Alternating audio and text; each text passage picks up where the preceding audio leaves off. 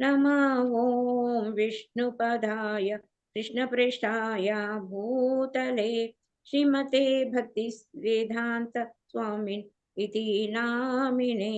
नमस्ते सरस्वती देवे गौरवाणी प्रचारिणे निर्विशेष शून्यवादी पाश्चात्यदेशतारिणे। नमः ॐ विष्णुपादाय कृष्णप्रेष्ठाय भूतले श्रीमते भक्तिसिद्धान्त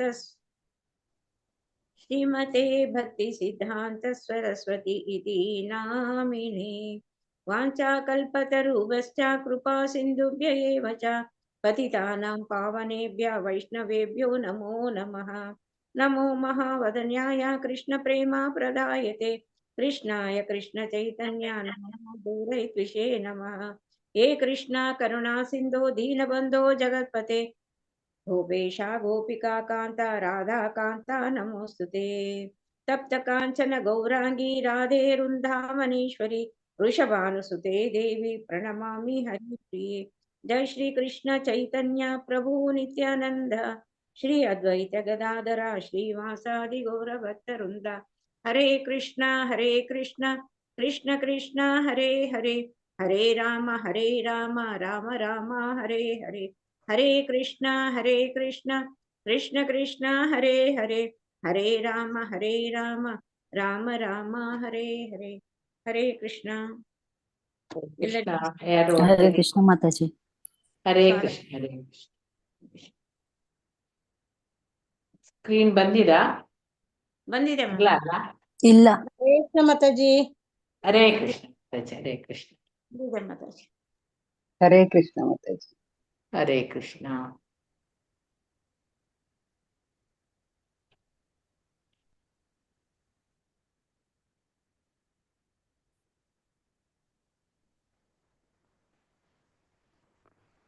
ಪ್ರಭುಪಾದರಿಂದ ಓದ್ಬೇಕು.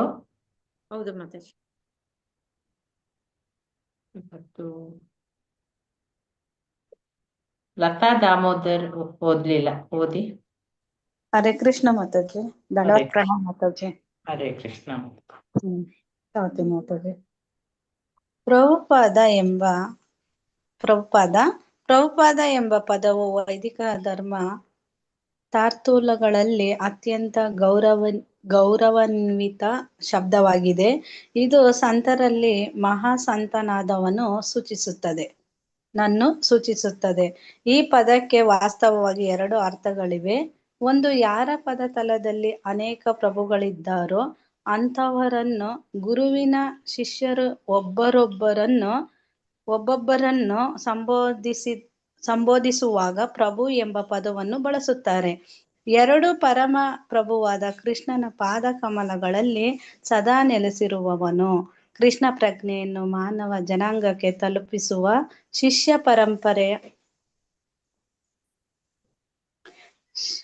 ಪರಂಪರೆಯ ಮಾರ್ಗದಲ್ಲಿ ಪ್ರಭುಪಾದರೆಂದು ಕರೆಯಲು ಅರ್ಹರಾದ ಆಧ್ಯಾತ್ಮಿಕ ಪ್ರಾಮುಖ್ಯತೆಯನ್ನು ಗಳಿಸಿದ ಅನೇಕ ವ್ಯಕ್ತಿಗಳಿದ್ದರು. ಶ್ರೀಲ ರೂಪ ಗೋಸ್ವಾಮಿ ಪ್ರಭುಪಾದರು ತಮ್ಮ ಗುರುಗಳಾದ ಶ್ರೀ ಚೈತನ್ಯ ಮಹಾಪ್ರಭುಗಳ ಇಚ್ಛೆಯನ್ನು ಕಾರ್ಯಗತಗೊಳಿಸಿದರು. ಆದ್ದರಿಂದ ಅವರನ್ನು ಮತ್ತು ಅವರ ಸಹಚರರಾದ ಗೋಸ್ವಾಮಿಗಳನ್ನು ಪ್ರಭುಪಾದರೆಂದು ಕರೆಯಲಾಯಿತು. ಶ್ರೀಲ ಭಕ್ತಿ ಸಿದ್ಧಾಂತ ಸರಸ್ವತಿ ಗೋಸ್ವಾಮಿ ಠಾಕೂರರು ಶ್ರೀಲ ಭಕ್ತಿ ವಿನೋದ ಠಾಕೂರರ ಇಚ್ಛೆಯನ್ನು ಕಾರ್ಯಗತಗೊಳಿಸಿದರು. ಆದ್ದರಿಂದ ಅವರನ್ನು ಸಹ ಪ್ರಭುಪಾದರೆಂದು ಕರೆಯುತ್ತೇವೆ. ನಮ್ಮ ಗುರುಗಳಾದ ಓಂ ವಿಷ್ಣುಪಾದ 108 ಶ್ರೀಮದ್ ಭಕ್ತಿ ವೇದಾಂತ ಸ್ವಾಮಿ ಮಹಾರಾಜರು ಅದೇ ರೀತಿಯಲ್ಲಿ ಶ್ರೀಲ ಭಕ್ತಿ ಸಿದ್ಧಾಂತ ಸರಸ್ವತಿ ಗೋಸ್ವಾಮಿ ಪ್ರಭುಪಾದರ ಇಚ್ಛೆಯನ್ನು ಕಾರ್ಯಗತಗೊಳಿಸಲು ಕೃಷ್ಣನ ಪ್ರೇಮ ಸಂದೇಶವನ್ನು ಪಶ್ಚಿಮ ಜಗತ್ತಿಗೆ ತಂದಿದ್ದಾರೆ. ಆದ್ದರಿಂದ ಕೀರ್ತನ ಆಂದೋಲನದ ಎಲ್ಲ ವಿವಿಧ ಕೇಂದ್ರಗಳಿಗೆ ಸೇರಿದ ಮತ್ತು ಪರಮ ಪೂಜ್ಯರಾದ ವಿನಮ್ರ ಅಮೆರಿಕನ್ ಮತ್ತು ಯುರೋಪಿಯನ್ ಶಿಷ್ಯರಾದ ನಾವು ಶ್ರೀಲ ರೂಪ ಗೋಸ್ವಾಮಿಯವರ ಮಾರ್ಗವನ್ನು ಅನುಸರಿಸಿದ್ದೇವೆ ಮತ್ತು ಪೂಜ್ಯರಾದ ನಮ್ಮ ಗುರುಗಳನ್ನು ಪ್ರಭುಪಾದರೆಂದು ಕರೆಯಲು ತೀರ್ಮಾನಿಸಿದ್ದೇವೆ. ಅವರು ದಯವಿಟ್ಟು ಒಪ್ಪಿರುತ್ತಾರೆ. ಪ್ರಭುಪಾದ ಎಂಬ ಬಿರುದಿನ ಬಗ್ಗೆ ವರೆಲ್ಲ ಸಂತೋಷಗೊಂಡಿದ್ದರು ಮತ್ತು ಅದು ಉಂಟು ಮಾಡಬಹುದಾದ ಹೊಟ್ಟೆ ಕಿಚ್ಚಿನ ಬಗ್ಗೆ ಅವರಿಗೆ ಮುನ್ಸೂಚನೆ ಇರಲಿಲ್ಲ. ತಮ್ಮ ಗುರುಗಳಿಗೆ ಅರ್ಹವಾಗಿದ್ದ ಗೌರವಕ್ಕೆ ಪ್ರಭುಪಾದರು ಸ್ಪರ್ಧಿಸಲು ಹೇಗೆ ತಾನೇ ಮನಸ್ಸು ಅವರು ತಮ್ಮ ಗುರುಗಳ ವಿನಮ್ರ ಸೇವಕರಾಗಿಯೇ ಉಳಿದರು. ಇಸ್ಕಾನಿನ ಸದಸ್ಯರು ತಮ್ಮ ಗುರುವನ್ನು ಪ್ರಭುಪಾದರೆಂದು ಕರೆಯುವಲ್ಲಿ ಯಾವ ಹಾನಿಯನ್ನು ಕಾಣಲಿಲ್ಲ. ಅವರನ್ನು ತಡೆಯುವುದು ಸಾಧ್ಯವಿರಲಿಲ್ಲ. ಗುರು ಅವರಿಗೆ ಪ್ರಭುಪಾದರೇ ಆಗಿದ್ದರು. ಗೌರಪೂರ್ಣಿಮಾ ಉತ್ಸವದ ಆಹ್ವಾನ ಪತ್ರಿಕೆಯಲ್ಲಿ ಅವರು ಎಸಿ ಭಕ್ತಿವೇದಾಂತ ಸ್ವಾಮಿ ಪ್ರಭುಪಾದ ಎಂದು ಮುದ್ರಿಸಿಯೂ ಬಿಟ್ಟಿದ್ದರು. ಆದರೆ ತಮ್ಮ ಕೆಲವು ಟೀಕಾಕಾರರ ದೈವ ಸೋದರರಿಗೆ ಇದರಿಂದ ಅಸಮಾಧಾನವಾಗುವುದೆಂದು ಪ್ರಭುಪಾದರಿಗೆ ಗೊತ್ತಿತ್ತು. ಭಕ್ತರ ಹರೇ ಕೃಷ್ಣ ಮಾತಾಜಿ, ಧನ್ಯವಾದಗಳು. ಹರೇ ಕೃಷ್ಣ. ಲಲಿತಾ ಮಾತಾಜಿ.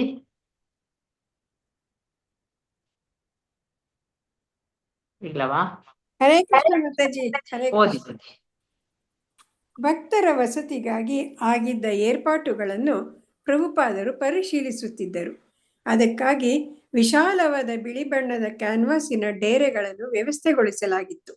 ಗಂಡಸರಿಗೆ ಮತ್ತು ಹೆಂಗಸರಿಗೆ ಪ್ರತ್ಯೇಕ ಡೇರೆಗಳಿದ್ದವು. ಅವುಗಳಲ್ಲಿ ವಿದ್ಯುತ್ ದೀಪಗಳಿದ್ದವು. ಇತರ ಡೇರೆಗಳ ನಡುವೆ ಒಂದು ಸುವಿಶಾಲವಾದ ಚಪ್ಪರದ ಡೇರೆ ಇತ್ತು. ಅದರ ಹಿಂಬದಿಗೆ ಅಡಿಗೆ ಶಾಲೆಗೆಂದು ಒಂದು ಸಣ್ಣ ಡೇರೆ ಇತ್ತು. ಸಣ್ಣ ಪ್ರಕಾರದ ಹೊರಗಡೆ ಭತ್ತದ ಗದ್ದೆಗಳಿದ್ದವು. ಆದ್ದರಿಂದ ನೆಲ ಕೊಂಚ ತೇವದಿಂದ ಕೂಡಿತ್ತು. ಒದ್ದೆ ಗದ್ದೆಗಳು ಭಾರಿ ಗಾತ್ರದ ಸೊಳ್ಳೆಗಳ ವಂಶಾವೃದ್ಧಿಗೆ ಅನುಕೂಲಕರ ಪ್ರದೇಶಗಳಾಗಿದ್ದವು. ಸೂರ್ಯಾಸ್ತವಾದ ಕೂಡಲೇ ಸೊಳ್ಳೆಗಳು ಬೇಟೆಗೆ ಹೊರಟು ಬರುತ್ತಿದ್ದವು. ಹೀಗಾಗಿ ಪರಿಸ್ಥಿತಿ ಅನುಕೂಲಕರವಾಗಿರಲಿಲ್ಲ. ಆದರೆ ಇಲ್ಲಿಗೆ ಬರಲಿದ್ದ ಭಕ್ತರಲ್ಲಿ ಅನೇಕರು ಈಗಾಗಲೇ ಪ್ರಭುಪಾದರೊಂದಿಗೆ 1.5 ವರ್ಷಗಳ ಕಾಲ ಭಾರತದಲ್ಲಿ ಸಂಚರಿಸಿದವರೇ ಆಗಿದ್ದರು. ಅವರು ಕೆಲವೊಮ್ಮೆ ಗಲೀಜಾದ ಧರ್ಮಶಾಲೆಗಳ ಖಾಲಿ ಕೊಠಡಿಗಳಲ್ಲಿ ವಾಸಿಸಿದ್ದರು ಮತ್ತು ಕೆಲವು ಸಲ ಅಲಹಾಬಾದಿನಲ್ಲಿ ಚಳಿಯಿಂದ ಕೂಡಿದ ಡೇರೆಗಳಲ್ಲೂ ವಾಸಿಸಿದ್ದರು. ಭಕ್ತರು ಮಾಯಾಪುರಕ್ಕೆ ಬಂದಿದ್ದುದು ಆರಾಮವಾಗಿ ಬಿಡಾರ ಹೂಡುವುದಕ್ಕಲ್ಲ, ಪ್ರಭುಪಾದರ ಸೇವೆಗಾಗಿ. ಮುಂದಿನ ವರ್ಷಗಳಲ್ಲಿ ಅವರ ಪ್ರಯತ್ನಗಳ ಫಲವಾಗಿ ಅನೇಕಾನೇಕ ಭಕ್ತರು ಪ್ರಭುಪಾದರು ಯೋಜಿಸಿದ್ದ ಮಾಯಾಪುರದ ವಿಶಾಲ ಕಟ್ಟಡಗಳಲ್ಲಿ ಆರಾಮವಾಗಿ ಸಮಾವೇಶಗೊಳ್ಳಲು ಸಾಧ್ಯವಾಗಲಿತ್ತು. ಭಾರತದಲ್ಲಿ ವಾಸಿಸುವಾಗ ಅನುಭವಿಸಬೇಕಾದ ಕಷ್ಟ ಕಾರ್ಪಣ್ಯಗಳು ಪಾಶ್ಚಿಮಾತ್ಯರಿಗೆ ಅಭ್ಯಾಸವಿರುವುದಿಲ್ಲವೆಂದು ಪ್ರಭುಪಾದರಿಗೆ ಚೆನ್ನಾಗಿ ಗೊತ್ತಿತ್ತು. ಆದ್ದರಿಂದ ಅವರು ಸಾಕಷ್ಟು ಆರಾಮವಾಗಿರಲು ಅಗತ್ಯವಾದ ಸೌಕರ್ಯಗಳನ್ನು ಒದಗಿಸಬೇಕೆಂದು ಪ್ರಭುಪಾದರು ಬಯಸಿದರು. ಇದರಿಂದ ಭಕ್ತರು ಭಾರತದಲ್ಲಿರುವಾಗ ತಮ್ಮ ಮನಸ್ಸನ್ನು ತಮಗೊದಗಿದ ಅನಾನುಕೂಲಗಳಿಂದ ಚಂಚಲಗೊಳ್ಳದಂತೆ ತಡೆದು ಆಧ್ಯಾತ್ಮಿಕ ಜೀವನದಲ್ಲಿ ಕೇಂದ್ರೀಕರಿಸಲು ಅನುಕೂಲವಾಗುವುದೆಂದು ಅವರು ಭಾವಿಸಿದರು. ಆದ್ದರಿಂದ ಅವರು ಮಾಯಾಪುರದಲ್ಲಿ ನೀರು, ವಿದ್ಯುತ್ತು ಮತ್ತಿತರ ಸೌಕರ್ಯಗಳಿರುವ ಕಟ್ಟಡವನ್ನು ನಿರ್ಮಿಸಲು ವಿವಿಧ ರೀತಿಯಿಂದ ನೆರವಾಗಲು ತಮ್ಮ ಭಕ್ತರನ್ನು ಒತ್ತಾಯಿಸುತ್ತಿದ್ದರು. ಹರೇ ಕೃಷ್ಣ ಮಾತಾಜಿ. ಒಂದು ಪ್ಯಾರಾ ಓದಿ ಮಾತಾಜಿ. ಪ್ರಭುಪಾದರು ಒಂದು ಸರಳವಾದ 12 ಚದರ ವಿಸ್ತಾರದ ಮಣ್ಣಿನ ನೆಲದ ಹುಲ್ಲು ಚಾವಣಿಯ ಬಂಗಾಳಿ ಗುಡಿಸಲಿನಲ್ಲಿ ವಾಸವಾಗಿದ್ದರು. ಒಂದು ತೆಳ್ಳನೆಯ ತಡಿಕೆಯು ಮುಖ್ಯ ಕೊಠಡಿಯನ್ನು ಸೇವಕರ ವಸತಿಯಿಂದ ಬೇರ್ಪಡಿಸಿತ್ತು. ಮುಂದುಗಡೆ ಒಂದು ಸಣ್ಣ ಪಡಸಾಲೆ ಇತ್ತು ಮತ್ತು ಹಿಂದೆ ಒಂದು ತೋಟವಿತ್ತು. ಅಲ್ಲಿ ಪ್ರಭುಪಾದರು ಕೂತು ಮಾಲೀಶು ಮಾಡಿಸಿಕೊಳ್ಳಬಹುದಿತ್ತು. ಹಾಗೆಯೇ ಸ್ನಾನದಲ್ಲಿ ಅಲ್ಲಿ ಒಂದು ಕೊಳವೆ ನಲ್ಲಿ ಇತ್ತು ಮತ್ತು ಹಿತ್ತಲು ಮನೆಯೂ ಒಂದಿತ್ತು. ಅಂತಹ ಒಂದು ಬಡ ಕುಟೀರವನ್ನು ಪ್ರಭುಪಾದರಿಗೆ ಕೊಡುತ್ತಿರುವುದಕ್ಕಾಗಿ ಭಕ್ತರು ಕ್ಷಮೆ ಕೋರಿದರು. ಅದಕ್ಕೆ ಪ್ರಭುಪಾದರು ಹೀಗೆ ಉತ್ತರಿಸಿದರು: ಈ ಸಹಜ ಸರಳತೆ ನನಗೆ ತುಂಬಾ ಇಷ್ಟವಾಗಿದೆ. ಈಗ ನೀವು ನನಗೊಂದು ಅರಮನೆ ಕಟ್ಟಿಕೊಟ್ಟರೂ ನನಗದು ಬೇಡ. ನಾನಿಲ್ಲೇ ವಾಸಿಸಲು ಇಷ್ಟಪಡುತ್ತೇನೆ. ಹರೇ ಕೃಷ್ಣ ಮಾತಾಜಿ. ಧನ್ಯವಾದಗಳು ಮಾತಾಜಿ. ಲತಾ ಶಶಿಕುಮಾರ್ ಮಾತಾಜಿ.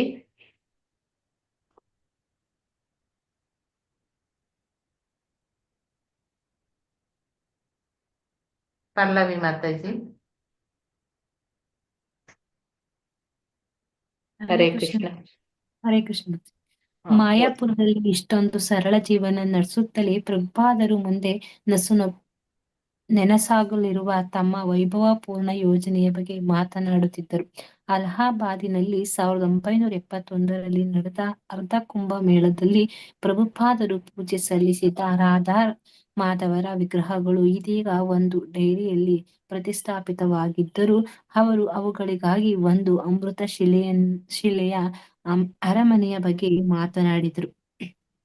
ಹಾಗೆ ಸದ್ಯಕ್ಕೆ ಕೊಡಲು ಹೆಚ್ಚಿದೇನೂ ಇಲ್ಲದಿದ್ದರೂ ಮುಂದೆ ತಮ್ಮ ಅತಿಥಿಗಳಿಗೆ ಹಾಗೂ ಭಕ್ತರಿಗೆ ಪ್ರಥಮ ದರ್ಜೆಯ ವಸತಿ ಸೌಕರ್ಯಗಳು ಒದಗಲಿವೆ ಎಂದು ಅವರು ಹೇಳಿದರು.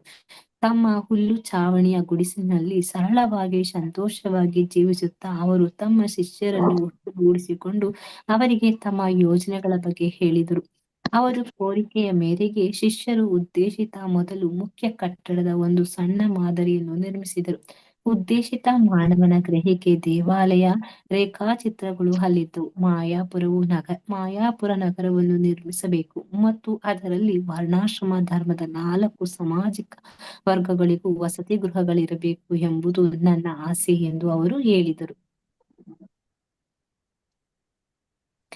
ತತ್ಪರ ಪ್ರಭುಪಾದರು ಪಶ್ಚಿಮ ಪ್ರದೇಶಗಳಿಗೆ ಹೋದಾಗ ಅಲ್ಲಿ ಅನೇಕ ಶ್ರೇಷ್ಠ ವ್ಯಕ್ತಿಗಳು ಅವರನ್ನು ಸಂದರ್ಶಿಸುತ್ತಿದ್ದರು. ಆದರೆ ಅವರು ಮಾಯಾಪುರಕ್ಕೆ ಬಂದಾಗ ಒಬ್ಬ ಹಳ್ಳಿಯವನಂತೆ ಸರಳವಾಗಿ ಜೀವಿಸುತ್ತಿದ್ದರು. ಅತ್ಯಂತ ಸ್ನೇಹ ಸಲಿಗೆಯಿಂದ ಮಾತನಾಡುತ್ತಿದ್ದರು. ಕೆಲವೊಮ್ಮೆ ಹಣ್ಣಿನ ರಸ ಕುಡಿಯುತ್ತಿದ್ದರು ಮತ್ತು ಸಲಹೆ ಸೂಚನೆಗಳನ್ನು ಕೊಡುತ್ತಿದ್ದರು. ಕೆಲವೊಮ್ಮೆ ಪಾಶ್ಚಾತ್ಯ ಭಕ್ತರು ಪ್ರಭುಪಾದರನ್ನು ಒಬ್ಬ ರಾಜನಂತೆ ಮಾತ್ರ ಪರಿಭಾವಿಸುತ್ತಿದ್ದರು. ಆದರೆ ಪ್ರಭುಪಾದರು ಭಾರತಕ್ಕೆ ಬಂದಾಗ ಬೇರೆ ವ್ಯಕ್ತಿಯಾಗುತ್ತಿದ್ದರು.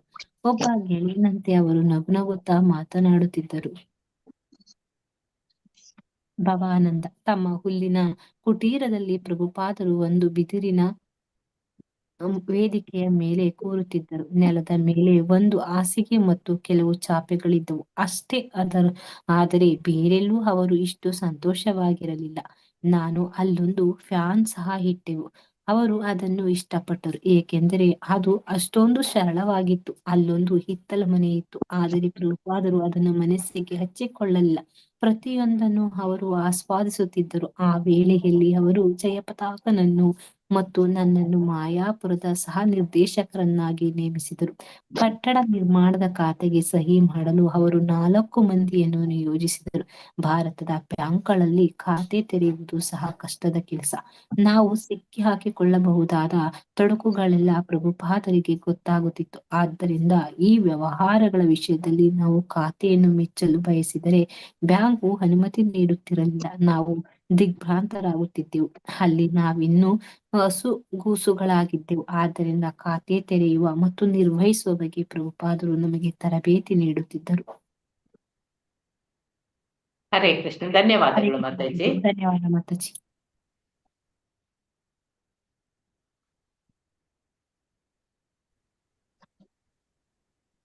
ಛಾಯಾ ಮಾತಾಜಿ. ಹರೇ ಕೃಷ್ಣ. ಹರೇ ಕೃಷ್ಣ. ಹರೇ ಕೃಷ್ಣ. 10ನೇ ಅಧ್ಯಾಯ ಸ್ವಾರ್ಥರಹಿತ ಸಮರ್ಪಣೆ ಅಂತ.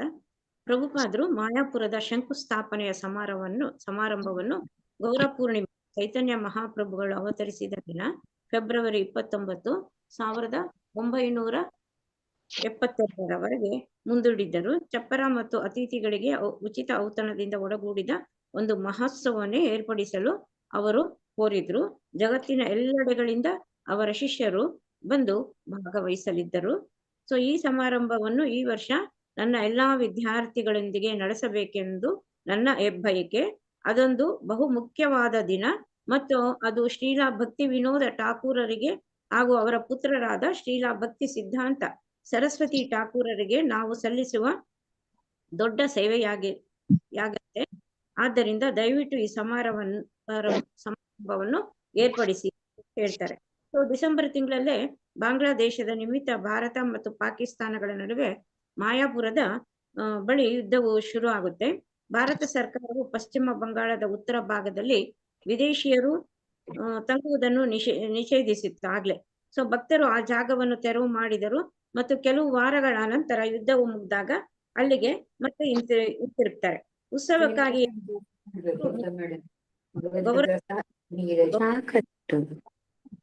ಗೌರಪೂರ್ಣ ಕೆಲವು ದಿನ ಪ್ರಭುಪಾದರು ಅವರೊಂದಿಗೆ ಉಳಿಯಲು ಬಂದರು. ಬಿದುರಿನ ಗರಿಗಳ ಮೇಲೆ ಕಟ್ಟಿದ್ದ ಶ್ರೀಲ ಪ್ರಭುಪಾದರಿಗೆ ಸ್ವಾಗತ ಎಂಬ ಬ್ಯಾನರ್ ಅನ್ನು ಕಂಡು ಪ್ರಭುಪಾದರು ಹೇಳಿದ್ದರು, ನನ್ನ ದೈವ ಸೋದರರು ಬಹುಶಃ ಇದನ್ನು ಇಷ್ಟಪಡಲಾರರು. ತಾವು ತಮ್ಮ ಗುರುಗಳಾದ ಭಕ್ತಿ ಸಿದ್ಧಾಂತ ಸರಸ್ವತಿಯವರ ಬಿರುದನ್ನು ತೆಗೆದುಕೊಂಡದ್ದಕ್ಕೆ ತಮ್ಮ ದೈವ ಸೋದರಲ್ಲಿ ಕೆಲವರು ಆಕ್ಷೇಪಣೆ ಮಾಡುತ್ತಿರುವ ಬಗ್ಗೆ ಪ್ರಭುಪಾದರು ಈಗಾಗಲೇ ಕೇಳಿ ಅವರು ತಿಳ್ಕೊಂಡಿದ್ರು. ಅವರು ಈ ಹೆಸರನ್ನು ತಾವಾಗಿ ತೆಗೆದುಕೊಂಡಿರಲಿಲ್ಲ, ಬದಲಾಗಿ ಕೆಲವು ವರ್ಷಗಳ ಹಿಂದೆ ಅಮೆರಿಕದಲ್ಲಿ ಅವರ ಶಿಷ್ಯರು ಅವರಿಗೆ ಆ ಹೆಸರನ್ನ ಕೊಟ್ಟಿದ್ರು. 1968ರಲ್ಲಿ ಬಾಸ್ಟಿನ್ನಲ್ಲಿದ್ದಾಗ ಪ್ರಭುಪಾದರು ತಮ್ಮ ಕಾರ್ಯದರ್ಶಿಯಿಂದ ಒಂದು ಪತ್ರ ಬರೆಸಿರ್ತಾರೆ. ಆಗ ಅವರು ಆ ಕಾರ್ಯಗಳಿಗೆ ಸ್ವಾಮೀಜಿ ಎಂಬ ಬಿರುದು ಗುರುವಿಗೆ ಒಂದು 3ನೇ ದರ್ಜೆಯ ಬಿರುದೆಂದು ಸೂಚಿಸಿದ್ರು. ಹಾಗಿದ್ದರೆ ನಾವೇಕೆ ನಿಮ್ಮನ್ನು ಸ್ವಾಮೀಜಿ ಎಂದು ಕರೆಯುವುದು? ಅವರ ಕಾರ್ಯದರ್ಶಿಯು ಕೇಳಿದ್ದನು ಅವಾಗ. ಸೊ ಗುರುವನ್ನು ಸಾಮಾನ್ಯವಾಗಿ ಗುರುದೇವ, ವಿಷ್ಣುಪಾದ ಅಥವಾ ಪ್ರಭುಪಾದ ಎಂದು ಸಂಬೋಧಿಸುತ್ತಾರೆ. ಪ್ರಭುಪಾದರು ಹೀಗೆ ಉತ್ತರಿಸ್ತಾರೆ, ನಾವು ನಿಮ್ಮನ್ನು ಪ್ರಭುಪಾದ ಎಂದು ಕರೆಯಬಹುದೇ? ಅವರ ಕಾರ್ಯದರ್ಶಿ ಕೇಳ್ತಾನೆ. ಕರೆಯಬಹುದು, ಪ್ರಭುಪಾದರು ಉತ್ತರಿಸಿದ್ದರು. ಅಂದಿನಿಂದ ಅವರ ಶಿಷ್ಯರು ಸ್ವಾಮೀಜಿ ಎನ್ನುವುದನ್ನು ಬಿಟ್ಟು ಪ್ರಭುಪಾದ ಎಂದು ಅವರನ್ನು ಸಂಬೋಧಿಸಲು ಪ್ರಾರಂಭ ಮಾಡ್ತಾರೆ. ಮುಂದೆ ಒಬ್ಬ ಭಕ್ತ ಅವರನ್ನು ಪ್ರಭುಪಾದ ಎಂಬ ಪದಕ್ಕೆ ಅರ್ಥವೇನೆಂದು ಕೇಳಿದನು ಮತ್ತು ಅದನ್ನು ಬ್ಯಾಕ್ ಟು ಗಾಡೆಡ್ ಎಂಬ ಪತ್ರಿಕೆಯಲ್ಲಿ ಪ್ರಕಟಿಸಿದ್ದನು. ಇದು ಓದಿದ್ದೆ ಅನ್ಸುತ್ತೆ ಮಾತಾಜಿ. ನೆಕ್ಸ್ಟ್ ಪ್ರಭುಪಾದ ಅಲ್ಲಿಂದ ಓದ್ಬೇಕು ಮಾತಾಜಿ. ಹೌದು. ಪ್ರಭುಪಾದ ಎಂಬ ಪದವು ವೈದಿಕ ಧರ್ಮ ವರ್ತುಳಗಳಲ್ಲಿ ಅತ್ಯಂತ ಗೌರವಾನ್ವಿತ ಶಬ್ದವಾಗಿದೆ. ಪ್ರಭುಪಾದ ಎಂಬ ಪದ ಇದು ಸಂತರಲ್ಲಿ ಮಹಾಸಂತನಾದವನನ್ನು ಸೂಚಿಸುತ್ತದೆ. ಸೊ ಈ ಪದಕ್ಕೆ ವಾಸ್ತವವಾಗಿ 2 ಅರ್ಥಗಳಿವೆ. ಒಂದು, ಯಾರ ಪದ ತಳದಲ್ಲಿ ಅನೇಕ ಪ್ರಭುಗಳಿದ್ದಾರೋ ಅಂಥವನು ಗುರುವಿನ ಶಿಷ್ಯರು ಒಬ್ಬರನ್ನೊಬ್ಬರು ಸಂಬೋಧಿಸುವಾಗ ಪ್ರಭು ಎಂಬ ಪದವನ್ನು ಬಳಸುತ್ತಾರೆ. 2 ಪರಮ ಪ್ರಭುವಾದ ಕೃಷ್ಣನ ಪಾದ ಕಮಲಗಳಲ್ಲಿ ಸದಾ ನೆಲೆಸಿರುವವನು. ಸೊ ಕೃಷ್ಣ ಪ್ರಜ್ಞೆಯನ್ನು ಮಾನವ ಜನಾಂಗಕ್ಕೆ ತಲುಪಿಸುವ ಶಿಷ್ಯ ಪರಂಪರೆಯ ಮಾರ್ಗದಲ್ಲಿ ಪ್ರಭುಪಾದರೆಂದು ಕರೆಯಲು ಅರ್ಹರಾದ ಆಧ್ಯಾತ್ಮಿಕ ಪ್ರಾಮುಖ್ಯತೆಯನ್ನು ಗಳಿಸಿದ ಅನೇಕ ವ್ಯಕ್ತಿಗಳು ಇದ್ದಾರೆ. ಶ್ರೀಲ ರೂಪ ಗೋಸ್ವಾಮಿ ಪ್ರಭುಪಾದರು ತಮ್ಮ ಗುರುಗಳಾದ ಶ್ರೀ ಚೈತನ್ಯ ಮಹಾಪ್ರಭುಗಳ ಇಚ್ಛೆಯನ್ನು ಕಾರ್ಯಗತಗೊಳಿಸಿದರು. ಆದ್ದರಿಂದ ಅವರನ್ನು ಮತ್ತು ಅವರ ಸಹಚರರಾದ ಗೋಸ್ವಾಮಿಗಳನ್ನು ಪ್ರಭುಪಾದರೆಂದು ಕರೆಯಲಾಗುತ್ತಿತ್ತು. ಶ್ರೀಲ ಭಕ್ತಿ ಸಿದ್ಧಾಂತ ಸರಸ್ವತಿ ಗೋಸ್ವಾಮಿ ಠಾಕೂರರು ಶ್ರೀಲ ಭಕ್ತಿ ವಿನೋದ ಠಾಕೂರರ ಇಚ್ಛೆಯನ್ನು ಕಾರ್ಯಗತಗೊಳಿಸಿದರು. ಸೊ ಆದ್ದರಿಂದ ಅವರನ್ನು ಸಹ ಪ್ರಭುಪಾದರೆಂದು ಕರೆಯುತ್ತೇವೆ. ನಮ್ಮ ಗುರುಗಳಾದ ಓಂ ವಿಷ್ಣುಪಾದ 108 ಶ್ರೀಮದ್ ಭಗವದ್ಗೀತ್ ವೇದಾಂತ ಸ್ವಾಮಿ ಮಹಾರಾಜರು ಅದೇ ರೀತಿಯಲ್ಲಿ ಶ್ರೀಲ ಭಕ್ತಿ ಸಿದ್ಧಾಂತ ಸರಸ್ವತಿ ಗೋಸ್ವಾಮಿ ಪ್ರಭುಪಾದರ ಇಚ್ಛೆಯನ್ನು ಕಾರ್ಯಗತಗೊಳಿಸಲು ಕೃಷ್ಣನ ಪ್ರೇಮ ಸಂದೇಶವನ್ನು ಪಶ್ಚಿಮ ಜಗತ್ತಿಗೆ ತಂದಿದ್ದಾರೆ. ಆದ್ದರಿಂದ ಸಂಕೀರ್ತನ ಆಂದೋಲನದ ಎಲ್ಲಾ ವಿವಿಧ ಕೇಂದ್ರಗಳಿಗೆ ಸೇರಿದ ಮತ್ತು ಪರಮ ಪೂಜ್ಯರ ವಿನಮ್ರ ಅಮೇರಿಕನ್ ಮತ್ತು ಯುರೋಪಿಯನ್ ಶಿಷ್ಯರಾದ ನಾವು ಶ್ರೀಲ ರೂಪ ಗೋಸ್ವಾಮಿಯವರ ಮಾರ್ಗವನ್ನು ಅನುಸರಿಸಿದ್ದೇವೆ ಮತ್ತು ಪೂಜ್ಯರಾದ ನಮ್ಮ ಗುರುಗಳನ್ನು ಪ್ರಭುಪಾದರೆಂದು ಕರೆಯಲು ನಾವು ತೀರ್ಮಾನಿಸಿದ್ದೇವೆ. ಸೊ ಅವರು ದಯವಿಟ್ಟು ಒಪ್ಪಿರುತ್ತಾರೆ ಅಂತ ಹೇಳ್ತಾರೆ. ಪ್ರಭುಪಾದ ಎಂಬ ಬಿರುದಿನ ಬಗ್ಗೆ ಸಂಬಂಧಪಟ್ಟವರೆಲ್ಲ ಸಂತೋಷಗೊಂಡಿದ್ದರು ಮತ್ತು ಅದು ಉಂಟು ಮಾಡಬಹುದಾದ ಹೊಟ್ಟೆ ಕಿಚ್ಚಿನ ಬಗ್ಗೆ ಅವರಿಗೆ ಮುನ್ಸೂಚನೆ ಇರಲಿಲ್ಲ. ತಮ್ಮ ಗುರುಗಳಿಗೆ ಅರ್ಹವಾಗಿದ್ದ ಗೌರವಕ್ಕೆ ಪ್ರಭುಪಾದರು ಸ್ಪರ್ಧಿಸಲು ಹೇಗೆ ತಾನೇ ಮನಸ್ಸು ಮಾಡಿಯಾರು? ಅವರು ತಮ್ಮ ಗುರುಗಳ ವಿನಮ್ರ ಸೇವಕರಾಗಿಯೇ ಉಳಿದಿದ್ದರು. ಇಸ್ಕಾನ್ನ ಸದಸ್ಯರು ತಮ್ಮ ಗುರುವನ್ನು ಪ್ರಭುಪಾದರೆಂದು ಕರೆಯುವಲ್ಲಿ ಯಾವ ಹಾನಿಯನ್ನೂ ಕಾಣಲಿಲ್ಲ. ಅವರನ್ನು ತಡೆಯುವುದು ಸಾಧ್ಯವಿರಲಿಲ್ಲ. ಅವರ ಗುರು ಅವರಿಗೆ ಪ್ರಭುಪಾದರೇ ಆಗಿದ್ದರು. ಗೌರ ಪೂರ್ಣಿಮಾ ಉತ್ಸವದ ಆಹ್ವಾನ ಪತ್ರಿಕೆಗಳಲ್ಲಿ ಅವರು ಎಸಿ ಭಕ್ತಿ ವೇದಾಂತ ಸ್ವಾಮಿ ಪ್ರಭುಪಾದ ಎಂದು ಮುದ್ರಿಸಿಯೂ ಬಿಟ್ಟಿದ್ದರು. ಆದರೆ ತಮ್ಮ ಕೆಲವು ಟೀಕಾಕಾರ ದೈವ ಸೋದರರಿಗೆ ಇದರಿಂದ ಅಸಮಾಧಾನವಾಗುವುದೆಂದು ಪ್ರಭುಪಾದರಿಗೆ ಗೊತ್ತಿತ್ತು. ಸೊ ಭಕ್ತರ ವಸತಿಗಾಗಿ ಆಗಿದ್ದ ಏರ್ಪಾಟುಗಳನ್ನು ಪ್ರಭುಪಾದರು ಪರಿಶೀಲಿಸ್ತಾ ಇದ್ರು. ಅದಕ್ಕಾಗಿ ವಿಶಾಲವಾದ ಬಿಳಿ ಬಣ್ಣದ ಕ್ಯಾನ್ವಾಸಿನ ಡೇರೆಗಳನ್ನು ವ್ಯವಸ್ಥೆಗೊಳಿಸಲಾಗಿತ್ತು. ಗಂಡಸರಿಗೆ ಮತ್ತು ಹೆಂಗಸರಿಗೆ ಪ್ರತ್ಯೇಕ ಡೇರೆಗಳಿದ್ದವು. ಅವುಗಳಲ್ಲಿ ವಿದ್ಯುತ್ ದೀಪಗಳು ಇದ್ದವು. ಇತರ ಡೇರೆಗಳ ನಡುವೆ ಒಂದು ಸುವಿಶಾಲವಾದ ಚಪ್ಪರದ ಡೇರೆ ಇತ್ತು. ಅದರ ಹಿಂಬದಿಗೆ ಅಡಿಗೆ ಶಾಲೆಗೆಂದು ಒಂದು ಸಣ್ಣ ಡೇರೆ ಇತ್ತು. ಸಣ್ಣ ಪ್ರಾಕಾರದ ಹೊರಗಡೆಗೆ ಭತ್ತದ ಗದ್ದೆಗಳಿದ್ದವು. ಆದ್ದರಿಂದ ನೆಲ ಕೊಂಚ ತೇವದಿಂದ ಕೂಡಿತ್ತು. ಒದ್ದೆ ಗದ್ದೆಗಳು ಭಾರಿ ಗಾತ್ರದ ಸೊಳ್ಳೆಗಳ ವಂಶಾಭಿವೃದ್ಧಿಗೆ ಅನುಕೂಲಕರ ಪ್ರದೇಶಗಳಾಗಿದ್ದವು. ಸೂರ್ಯಾಸ್ತವಾದ ಕೂಡಲೇ ಸೊಳ್ಳೆಗಳು ಬೇಟೆಗೆ ಹೊರಟು ಬರುತ್ತಿದ್ದವು. ಹೀಗಾಗಿ ಪರಿಸ್ಥಿತಿ ಅನುಕೂಲಕರವಾಗಿರಲಿಲ್ಲ. ಆದರೆ ಇಲ್ಲಿಗೆ ಬರಲಿದ್ದ ಭಕ್ತರಲ್ಲಿ ಅನೇಕರು ಈಗಾಗಲೇ ಪ್ರಭುಪಾದರೊಂದಿಗೆ 1.5 ವರ್ಷಗಳ ಕಾಲ ಭಾರತದಲ್ಲಿ ಸಂಚರಿಸಿದವರೇ ಆಗಿದ್ರು. ಅವರು ಕೆಲವೊಮ್ಮೆ ಗಲೀಜಾದ ಧರ್ಮಶಾಲೆಗಳ ಖಾಲಿ ಕೊಠಡಿಗಳಲ್ಲೂ ವಾಸಿಸಿದ್ದರು ಮತ್ತು ಕೆಲವು ಸಲ ಅಲಹಾಬಾದಿನಲ್ಲಿ ಚಳಿಯಿಂದ ಕೂಡಿದ ಡೇರೆಗಳಲ್ಲೂ ವಾಸಿಸಿದ್ರು. ಸೊ ಭಕ್ತರು ಮಾಯಾಪುರಕ್ಕೆ ಬಂದಿದ್ದದ್ದು ಆರಾಮವಾಗಿ ಬಿಡಾರ ಹೂಡುವುದಕ್ಕಲ್ಲ, ಪ್ರಭುಪಾದರ ಸೇವೆಗಾಗಿ ಬಂದಿದ್ರು. ಅವರು ಮುಂದಿನ ವರ್ಷಗಳಲ್ಲಿ ಅವರ ಪ್ರಯತ್ನಗಳು ಫಲವಾಗಿ ಅನೇಕ ಭಕ್ತರು ಪ್ರಭುಪಾದರು ಯೋಜಿಸಿದ್ದ ಮಾಯಾಪುರದ ವಿಶಾಲ ಕಟ್ಟಡಗಳಲ್ಲಿ ಆರಾಮವಾಗಿ ಸಮಾವೇಶಗೊಳ್ಳಲು ಸಾಧ್ಯವಾಗಲಿತ್ತು. ಭಾರತದಲ್ಲಿ ವಾಸಿಸುವಾಗ ಅನುಭವಿಸಬೇಕಾದ ಕಷ್ಟ ಕಾರ್ಪಣ್ಯಗಳು ಪಾಶ್ಚಿಮಾತ್ಯರಿಗೆ ಅಭ್ಯಾಸವಿರುವುದಿಲ್ಲವೆಂದು ಪ್ರಭುಪಾದರಿಗೆ ಚೆನ್ನಾಗಿ ಗೊತ್ತಿತ್ತು. ಆದ್ದರಿಂದ ಅವರು ಸಾಕಷ್ಟು ಆರಾಮವಾಗಿರಲು ಅಗತ್ಯವಾದ ಸೌಕರ್ಯಗಳನ್ನು ಒದಗಿಸಬೇಕೆಂದು ಪ್ರಭುಪಾದರು ಬಯಸಿದರು. ಇದರಿಂದ ಭಕ್ತರು ಭಾರತದಲ್ಲಿರುವಾಗ ತಮ್ಮ ಮನಸ್ಸನ್ನು ತಮಗೊದಗಿದ ಅನಾನುಕೂಲಗಳಿಂದ ಚಂಚಲಗೊಳ್ಳದಂತೆ ತಡೆದು ಆಧ್ಯಾತ್ಮಿಕ ಜೀವನದಲ್ಲಿ ಕೇಂದ್ರೀಕರಿಸಲು ಅನುಕೂಲವಾಗುವುದೆಂದು ಅವರು ಭಾವಿಸಿದರು. ಆದ್ದರಿಂದ ಅವರು ಮಾಯಾಪುರದಲ್ಲಿ ನೀರು, ವಿದ್ಯುತ್ ಮತ್ತಿತರ ಸೌಕರ್ಯಗಳಿರುವ ಕಟ್ಟಡವನ್ನು ನಿರ್ಮಿಸಲು ವಿವಿಧ ರೀತಿಯಿಂದ ನೆರವಾಗಲು ತಮ್ಮ ಭಕ್ತರನ್ನು ಒತ್ತಾಯಿಸುತ್ತಿದ್ದರು. ಪ್ರಭುಪಾದರು ಒಂದು ಸರಳವಾದ 12 ಚದರ ವಿಸ್ತಾರದ ಮಣ್ಣಿನ ನೆಲದ ಹುಲ್ಲು ಚಾವಣಿಯ ಬಂಗಾಳಿ ಗುಡಿಸಿನಲ್ಲಿ ವಾಸವಾಗಿದ್ದರು. ಒಂದು ತೆಳ್ಳನೆ ತಡಿಕೆಯು ಮುಖ್ಯ ಕೊಠಡಿಯನ್ನು ಸೇವಕರ ವಸತಿಯಿಂದ ಬೇರ್ಪಡಿಸಿತ್ತು. ಮುಂದುಗಡೆ ಒಂದು ಸಣ್ಣ ಪಡಸಾಲೆ ಇತ್ತು ಮತ್ತು ಅದರ ಹಿಂದೆ ಒಂದು ತೋಟವಿತ್ತು. ಅಲ್ಲಿ ಪ್ರಭುಪಾದರು ಕೂತು ಮಾಲೀಶು ಮಾಡಿಸಿಕೊಳ್ಳಬಹುದಾಗಿತ್ತು. ಹಾಗೆಯೇ ಸ್ನಾನಕ್ಕಾಗಿ ಅಲ್ಲಿ ಒಂದು ಕೊಳವೆನಲ್ಲಿ ಇತ್ತು ಮತ್ತು ಹಿತ್ತಲು ಮನೆಯೂ ಹೊಂದಿತ್ತು. ಅಂತಹ ಒಂದು ಬಡ ಕುಟೀರವನ್ನು ಪ್ರಭುಪಾದರಿಗೆ ಕೊಡುತ್ತಿರುವುದಕ್ಕಾಗಿ ಭಕ್ತರು ಕ್ಷಮೆ ಕೋರಿದರು. ಅದಕ್ಕೆ ಪ್ರಭುಪಾದರು ಹೀಗೆ ಉತ್ತರಿಸಿದರು: ಈ ಸಹಜ ಸರಳತೆ ನನಗೆ ತುಂಬಾ ಇಷ್ಟವಾಗಿದೆ. ಈಗ ನೀವು ನನಗೊಂದು ಅರಮನೆ ಕಟ್ಟಿಕೊಟ್ಟರೂ ನನಗದು ಬೇಡ. ನಾನಿಲ್ಲೇ ವಾಸಿಸಲು ಇಷ್ಟಪಡುತ್ತೇನೆ ಅಂತ ಹೇಳ್ತಾರೆ.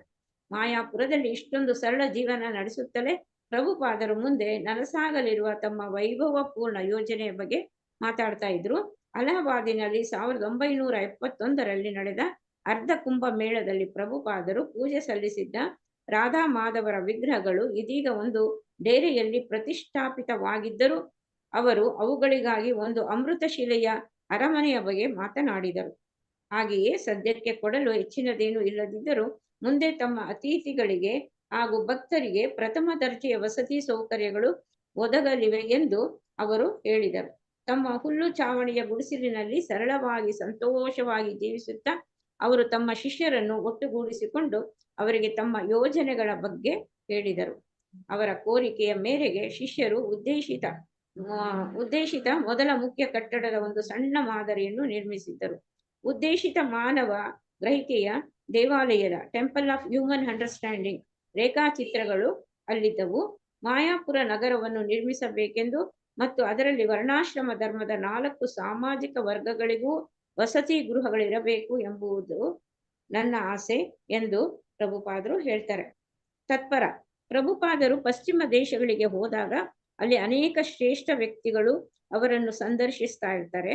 ಆದರೆ ಅವರು ಮಾಯಾಪುರಕ್ಕೆ ಬಂದಾಗ ಒಬ್ಬ ಹಳ್ಳಿಯವನಂತೆ ಸರಳವಾಗಿ ಜೀವಿಸ್ತಾ ಇದ್ರು. ಅತ್ಯಂತ ಸ್ನೇಹ ಸಲಿಗೆಯಿಂದ ಮಾತನಾಡ್ತಾ ಇದ್ರು. ಕೆಲವೊಮ್ಮೆ ಹಣ್ಣಿನ ರಸ ಕುಡಿಯುತ್ತಿದ್ದರು ಮತ್ತು ಸಲಹೆ ಸೂಚನೆಗಳನ್ನು ಕೊಡುತ್ತಿದ್ದರು. ಕೆಲವೊಮ್ಮೆ ಪಾಶ್ಚಾತ್ಯ ಭಕ್ತರು ಪ್ರಭುಪಾದರನ್ನು ಒಬ್ಬ ರಾಜನಂತೆ ಮಾತ್ರ ಪರಿಭಾವಿಸುತ್ತಿದ್ದರು. ಆದರೆ ಪ್ರಭುಪಾದರು ಭಾರತಕ್ಕೆ ಬಂದಾಗ ಬೇರೆಯೇ ವ್ಯಕ್ತಿ ಆಗಿರ್ತಿದ್ರು. ಒಬ್ಬ ಗೆಳೆಯನಂತೆ ಅವರು ನಗುತ್ತಾ ಮಾತನಾಡ್ತಾ ಇದ್ರು. ಭವಾನಂದ ತಮ್ಮ ಹುಲ್ಲಿನ ಕುಟೀರದಲ್ಲಿ ಪ್ರಭುಪಾದರು ಒಂದು ಸಣ್ಣ ಬಿದಿರಿನ ವೇದಿಕೆಯ ಮೇಲೆ ಕೂರುತ್ತಿದ್ದರು. ನೆಲದ ಮೇಲೆ ಒಂದು ಹಾಸಿಗೆ ಮತ್ತು ಕೆಲವು ಚಾಪೆಗಳಿದ್ದವು ಅಷ್ಟೇ. ಆದರೆ ಬೇರೆಲ್ಲೂ ಅವರು ಇಷ್ಟು ಸಂತೋಷವಾಗಿರ್ಲಿಲ್ಲ. ನಾವು ಅಲ್ಲೊಂದು ಫ್ಯಾನ್ ಸಹ ತಂದು ಇಟ್ಟೆವು. ಅವರು ಅದನ್ನು ಇಷ್ಟಪಟ್ರು, ಏಕೆಂದರೆ ಅದು ಅಷ್ಟೊಂದು ಸರಳವಾಗಿತ್ತು. ಅಲ್ಲೊಂದು ಹಿತ್ತಿನ ಮನೆ ಇತ್ತು, ಆದರೆ ಪ್ರಭುಪಾದರು ಅದನ್ನು ಮನಸ್ಸಿಗೆ ಹಚ್ಚಿಕೊಳ್ಳಲಿಲ್ಲ. ಪ್ರತಿಯೊಂದನ್ನು ಅವರು ಆಸ್ವಾದಿಸುತ್ತಿದ್ದರು. ಆ ವೇಳೆಯಲ್ಲೇ ಅವರು ಜಯಪತಾಕನನ್ನು ಮತ್ತು ನನ್ನನ್ನು ಮಾಯಾಪುರದ ಸಹ ನಿರ್ದೇಶಕರನ್ನಾಗಿ ನೇಮಿಸಿದರು. ಸೊ ಕಟ್ಟಡ ನಿರ್ಮಾಣದ ಖಾತೆಗೆ ಸಹಿ ಮಾಡಲು ಅವರು 4 ಮಂದಿಯನ್ನು ನಿಯೋಜಿಸಿದ್ರು. ಭಾರತದ ಬ್ಯಾಂಕುಗಳಲ್ಲಿ ಖಾತೆ ತೆರೆಯುವುದು ಸಹ ಕಷ್ಟದ ಕೆಲಸ. ನಾವು ಸಿಕ್ಕಿಕೊಳ್ಳಬಹುದಾದ ತೊಡಕುಗಳಿಗೆಲ್ಲ ಪ್ರಭುಪಾದರಿಗೆ ಗೊತ್ತಿತ್ತು. ಆದ್ದರಿಂದ ಈ ವ್ಯವಹಾರಗಳ ವಿಷಯದಲ್ಲಿ ಅವರು ಕಟ್ಟುನಿಟ್ಟಾಗಿದ್ದುದನ್ನು ನಾವು ಕಾಣುತ್ತಿದ್ದೆವು. ನಾವು ಸರಿಯಾದ ಪತ್ರಗಳನ್ನು ತುಂಬದಿದ್ದರೆ ಬ್ಯಾಂಕು ನಮ್ಮ ಹಣವನ್ನು ತಾನೇ ಇಟ್ಟುಕೊಳ್ಳುವ ಹಕ್ಕು ಪಡೆದಿತ್ತು. ಅಥವಾ ನಾವು ಖಾತೆಯನ್ನು ಮುಚ್ಚಲು ಬಯಸಿದರೆ ಬ್ಯಾಂಕು ಅನುಮತಿ ನೀಡುತ್ತಿರಲಿಲ್ಲ. ನಾವು ದಿಗ್ಭ್ರಾಂತರಾಗಿದ್ದೆವು. ಅಲ್ಲಿ ನಾವಿನ್ನೂ ಅಸುಗೂಸುಗಳಾಗಿದ್ದೆವು. ಆದ್ದರಿಂದ ಖಾತೆ ತೆರೆಯುವ ಮತ್ತು ನಿರ್ವಹಿಸುವ ಬಗ್ಗೆ ಪ್ರಭುಪಾದರು ನಮಗೆ ತರಬೇತಿ ನೀಡುತ್ತಿದ್ದರು. ಹರೇ ಕೃಷ್ಣ. ಹರೇ ಕೃಷ್ಣ ಮಾತಾಜಿ. ಯಾರು? ಲತಾ ಮಾತಾಜಿ.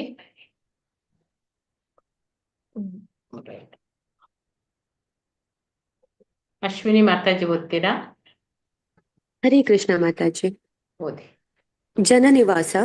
ಪ್ರಭುಪಾದರು ವಿಗ್ರಹಗಳನ್ನು ನೋಡಲು ಮೊದಲ ಬಾರಿ ಬಂದಾಗ ವಿಗ್ರಹಗಳಿಗೆ ವಸ್ತ್ರಗಳನ್ನು ತೊಡಿಸುವವರು ಯಾರು ಎಂದು ಕೇಳಿದರು.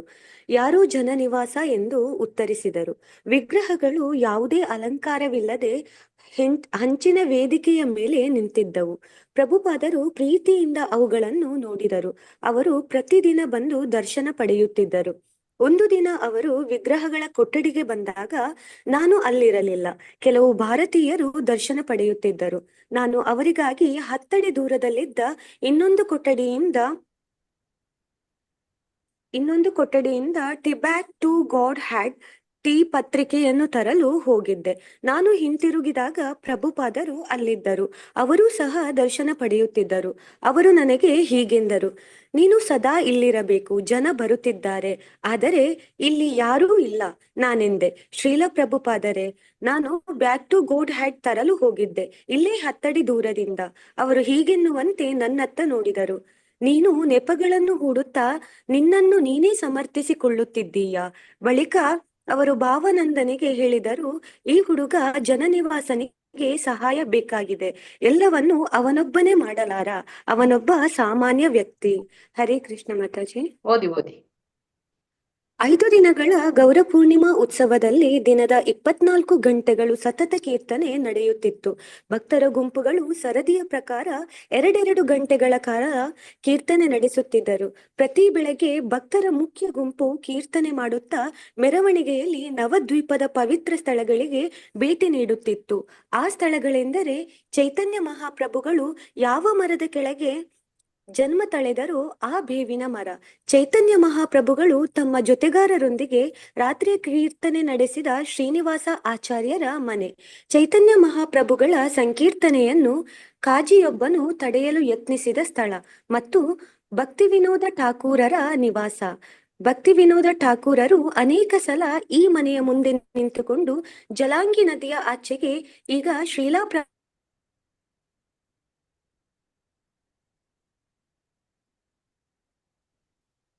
ಏನಾಯ್ತು?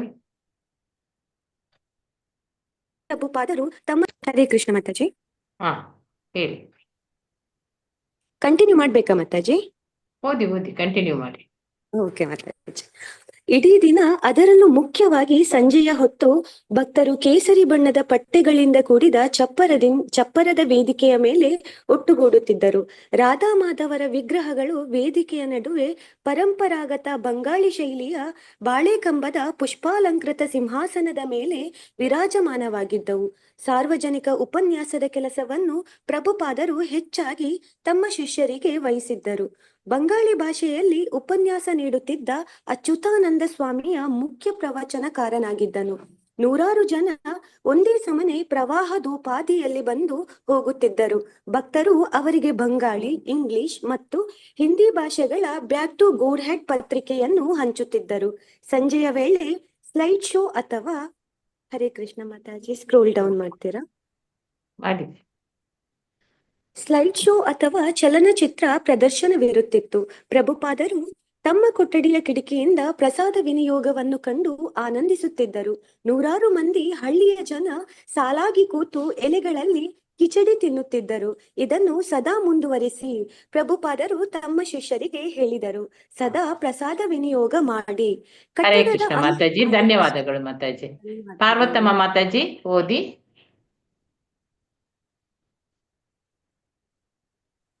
ಓದ್ತೀನಿ ಮಾತಾಜಿ.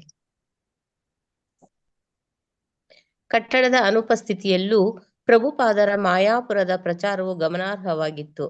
ಹತ್ತಿರದ ಇತರ ಮಠಗಳೂ ಸಹ ಗೌರ ಪೂರ್ಣಿಮಾ ಹಬ್ಬವನ್ನು ಆಚರಿಸಿದವು.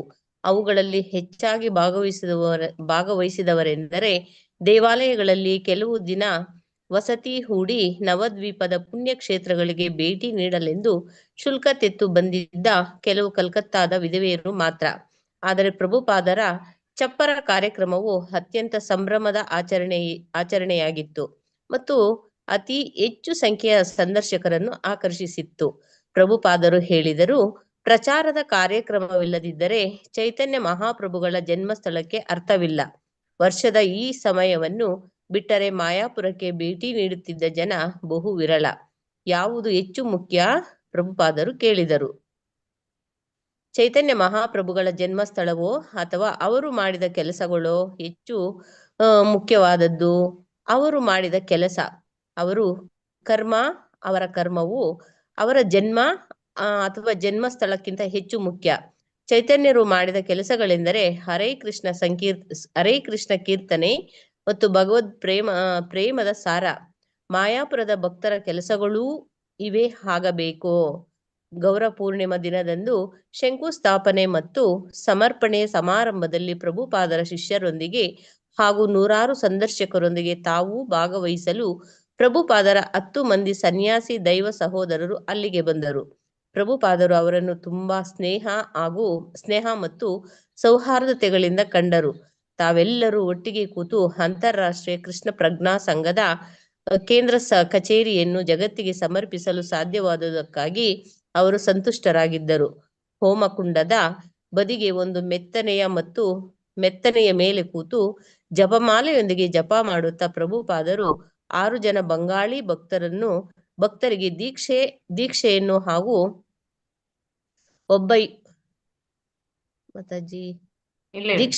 ಒಬ್ಬ ಯುವಕ ಅಮೆರಿಕನ್ ಶಿಷ್ಯನಿಗೆ ಸನ್ಯಾಸ ದೀಕ್ಷೆಯನ್ನೂ ನೀಡಿದರು. ಅನಂತರ ಪ್ರಭುಪಾದರ ದೈವ ಸೋದರರು ಮಾತನಾಡಿದರು. ಅವರೆಲ್ಲರೂ ಪ್ರಭುಪಾದರ ಪಶ್ಚಿಮ ದೇಶಗಳಲ್ಲಿ ಮಾಡಿದ ಸಾಧನೆಗಳನ್ನು ಕೊಂಡಾಡಿದರು. ಕೊನೆಗೆ ಅವರೆಲ್ಲರೂ ಅಸ್ಥಿವಾರಕ್ಕಾಗಿ ಮಾಡಿದ ಹೊಂಡದ ಸುತ್ತ ಗುಂಪುಗೂಡಿದರು. ಆ ಹೊಂಡವು 5 ಚದರಡಿ ವಿಸ್ತೀರ್ಣ ಮತ್ತು 15 ಅಡಿ ಆಳದ್ದಾಗಿತ್ತು. ಆ ಹೊಂಡದಲ್ಲಿ ಇಡಲು ಶಾಸ್ತ್ರೋಕ್ತವಾದ ಕೆಲವು ವಸ್ತುಗಳನ್ನು ಸಂಗ್ರಹಿಸಲಾಗಿತ್ತು. 5 ಬಗೆಯ ಹೂಗಳು, ಪಂಚಧಾನ್ಯಗಳು, 5 ಬಗೆಯ ಎಲೆಗಳು, ಪಂಚಲೋಹಗಳು, ಪಂಚಾಮೃತ, 5 ಬಗೆಯ ಬಣ್ಣಗಳು, 5 ಬಗೆಯ ಹಣ್ಣುಗಳು ಮತ್ತು ಪಂಚರತ್ನಗಳು. ಪ್ರಭುಪಾದರ ದೈವ ಸೋದರರಾದ ಪುರಿ ಮಹಾರಾಜರು ಹೊಂಡದೊಳಕ್ಕೆ ಏಣಿ ಇಳಿದು ಹೋಗಿ ಬಾಳೆಯ ಎಲೆಯಲ್ಲಿ ತೆಂಗಿನಕಾಯಿಯನ್ನು ಇಟ್ಟಿದ್ದ ಕಲಶವನ್ನು ಹೂಗಳೊಂದಿಗೆ ಅಲ್ಲಿನ ಇಟ್ಟಿಗೆಗಳ ಪೀಠದ ಮೇಲಿಟ್ಟರು. ಅನಂತರ ಮಾತಾಜಿ, ಧನ್ಯವಾದ. ಹರೇ ಕೃಷ್ಣ ಮಾತಾಜಿ. PS ಜಯಶ್ರೀ ಮಾತಾಜಿ ಓದಿ.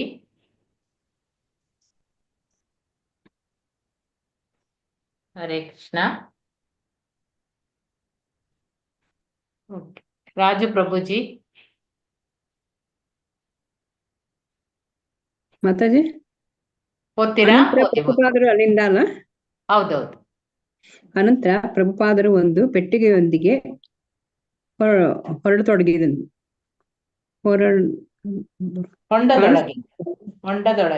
ಹೊಂಡದೊಳಗೆ ಇಳಿದು ಹೋದರು. ಪೆಟ್ಟಿಗೆಯಲ್ಲಿ ಮಾಣಿಕ್ಯದ ಕಣ್ಣುಗಳುಳ್ಳ ಮಾತಾಜಿ ಸರಿಯಾಗಿ ಕಾಣಿಸ್ತಾ ಇಲ್ಲ ಮಾತಾಜಿ. ಹೌದಾ? ಯಾರಿಗೆ ಸರಿಯಾಗಿ ಕಾಣಿಸ್ತದೆ?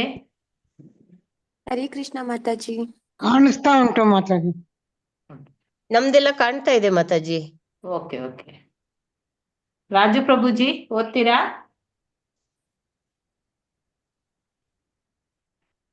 ರೋಹಿಣಿ ಎಸ್ ಭಟ್ ಓದ್ತೀರಾ? ಹರೇ ಕೃಷ್ಣ ಮಾತಾಜಿ. ಅನಂತರ ಪ್ರಭುಪಾದರು ಒಂದು ಪೆಟ್ಟಿಗೆಯೊಂದಿಗೆ ಹೊಂಡದೊಳಕ್ಕೆ ಇಳಿದು ಹೋದರು. ಪೆಟ್ಟಿಗೆಯಲ್ಲಿ ಮಾಣಿಕ್ಯದ ಕಣ್ಣುಗಳುಳ್ಳ ಅನಂತಶೇಷನ ಬಂಗಾರದ ಮೂರ್ತಿ ಇತ್ತು. ಅದಕ್ಕೆ ಮುಂಚೆ ಅಂದು ಬೆಳಿಗ್ಗೆ ಪ್ರಭುಪಾದರು ತಮ್ಮ ಕೆಲವು ಶಿಷ್ಯರಿಗೆ ಆ ಮೂರ್ತಿಯನ್ನು ಗುಟ್ಟಾಗಿ ತೋರಿಸಿ ಹೇಳಿದ್ದರು, ಇದು ಅನಂತ, ಅಂದರೆ ವಿಷ್ಣುವಿನ ಹಾಸಿಗೆಯಾದ ಸರ್ಪದ ಮೂರ್ತಿ. ಇದು ದೇವಾಲಯವನ್ನು ತನ್ನ ಶಿರದ ಮೇಲೆ ಹೊರುತ್ತದೆ. ಪ್ರಭುಪಾದರು ಅನಂತಶೇಷನ ಮೂರ್ತಿಯನ್ನು ಇಟ್ಟಿಗೆಗಳ ಪೀಠದ ಮೇಲಿಟ್ಟು ಏಣಿಯನ್ನೇರಿ ಮೇಲಕ್ಕೆ ಹಿಂತಿರುಗಿದರು. ಬಳಿಕ ಪ್ರಭುಪಾದರು ದಿವ್ಯಾನಂದಕರ ಆಹ್ವಾನದ ಮೇರೆಗೆ ಪ್ರತಿಯೊಬ್ಬರೂ ಆ ಹೊಂಡದೊಳಕ್ಕೆ ಹೂಗಳನ್ನು, ಹಣವನ್ನು ಮತ್ತು ಅನಂತರ ಬೊಗೆಸೆಗಳಲ್ಲಿ ಮಣ್ಣನ್ನು ಅರ್ಪಿಸಿದರು. ಗೌರವ ಪೂರ್ಣಿಮೆಯ ದಿನ ಪ್ರಭುಪಾದರ ದೈವ ಸಹೋದರರು ಪ್ರಭುಪಾದರ ಸಾಧನೆಗಳನ್ನು ಹೊಗಳುತ್ತಿದ್ದರೂ ಸಹ ಕೆಲವು ದಿನಗಳ ಬಳಿಕ ಅವರಲ್ಲಿ ಕೆಲವರು ಹಿಂತಿರುಗಿ ಬಂದು ಪ್ರಭುಪಾದರು ಬಳಸುತ್ತಿರುವ ತಮ್ಮ ಬಿರುದಿನ ಬಗ್ಗೆ ಆಕ್ಷೇಪಣೆ ಎತ್ತಿದರು. ಪ್ರಭುಪಾದರು ತಮ್ಮ ಶಿಷ್ಯರನ್ನು ಕೊಠಡಿಯಿಂದ ಹೊರಕ್ಕೆ ಕಳಿಸಿದರು. ಅನಂತರ ಅವರು ಏಕಾಂತದಲ್ಲಿದ್ದಾಗ ಒಬ್ಬ ಸನ್ಯಾಸಿಯಾದ ದೈವ ಸಹೋದರನು ಅವರಿಗೆ ಬಂಗಾಳಿಯಲ್ಲಿ ಹೀಗೆ ಸವಾಲಿಸಿದನು, ಪ್ರಭುಪಾದ ಎಂಬ ಬಿರುದನ್ನು ನೀವೇಕೆ ಬಳಸುತ್ತಿದ್ದೀರಿ? ನಿಮಗೆ ಹಕ್ಕಿಲ್ಲ. ಇದು ನಮ್ಮ ಪ್ರಭುಪಾದರ ಬಿರುದು. ಇದು ನೀವು ತೆಗೆದುಕೊಳ್ಳಲು ಸಾಧ್ಯವಿಲ್ಲ. ನಾನು ಅದನ್ನು ತೆಗೆದುಕೊಂಡಿಲ್ಲ. ಪ್ರಭುಪಾದರು ಉತ್ತರಿಸಿದರು, ಅವರು ನನ್ನನ್ನು ಪ್ರಭುಪಾದ ಎಂದೇ ಕರೆಯುತ್ತಿದ್ದಾರೆ. ನಾನೇನು ಮಾಡಲು ಸಾಧ್ಯ? ಇದಾದ ಬಳಿಕ ಸನ್ಯಾಸಿಗಳಾದ ದೈವ ಸಹೋದರರು ಪ್ರಭುಪಾದರನ್ನು ತಮ್ಮ ಪ್ರಚಾರದಲ್ಲಿ ಭಾಗವಹಿಸದೆ ಇದ್ದುದಕ್ಕಾಗಿ ಮತ್ತು ಪಾಶ್ಚಿಮಾತ್ಯರಿಗೆ ಯಜ್ಞೋಪವೀತ ನೀಡುತ್ತಿರುವುದಾಗಿ ಮತ್ತು ಅವರಿಗೆ ಸನ್ಯಾಸ ದೀಕ್ಷೆ ಕೊಡುತ್ತಿರುವುದಾಗಿ ಟೀಕಿಸಿದರು. ಆದರೆ ಅವರಿಗೆ ಮುಖ್ಯವಾಗಿ ಬೇಕಾಗಿದ್ದು ಪ್ರಭುಪಾದರು ತಮ್ಮ ಬಿರುದನ್ನು ಬಳಸುತ್ತಿರುವುದಕ್ಕೆ ಒಂದು ವಿವರಣೆ. ಬ್ರಹ್ಮಾನಂದ ಮಹಾರಾಜ ಪ್ರಭುಪಾದರು ಕರೆದರು, ನನ್ನ ಲೆಟರ್ ಹೆಡ್ನ ಒಂದು ಪ್ರತಿಯನ್ನು ತೆಗೆದುಕೊಂಡು ಬಾ. ಬ್ರಹ್ಮಾನಂದ ಸ್ವಾಮಿಯು ಅದನ್ನು ತಂದಾಗ ಪ್ರಭುಪಾದ ಅದನ್ನು ದೈವ ಸೋದರರಿಗೆಲ್ಲ ತೋರಿಸಿದರು. ಅದರಲ್ಲಿ ಹೀಗಿತ್ತು, ತ್ರಿದಂಡ ಗೋಸ್ವಾಮಿ ಎಸಿ ಭಕ್ತಿ ವೇದಾಂತ ಸ್ವಾಮಿ. ಪ್ರಭುಪಾದ ಎಂದು ಅಲ್ಲಿರಲಿಲ್ಲ.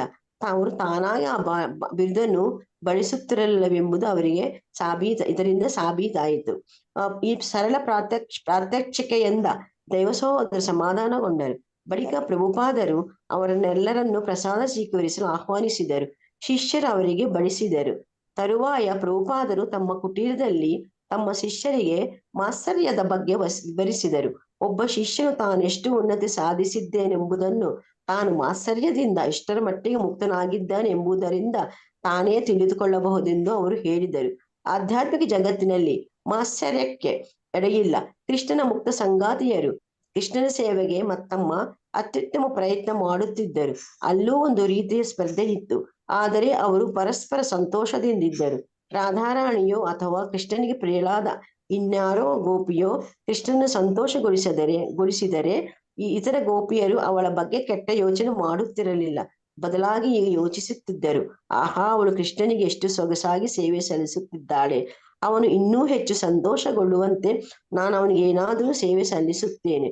ಹೊಟ್ಟೆ ಕಿಚ್ಚು ಪಡುವುದು ಭೌತಿಕದ ಲಕ್ಷಣ. ಹರೇ ಕೃಷ್ಣ ಮಾತಾಜಿ. ಹರೇ ಕೃಷ್ಣ.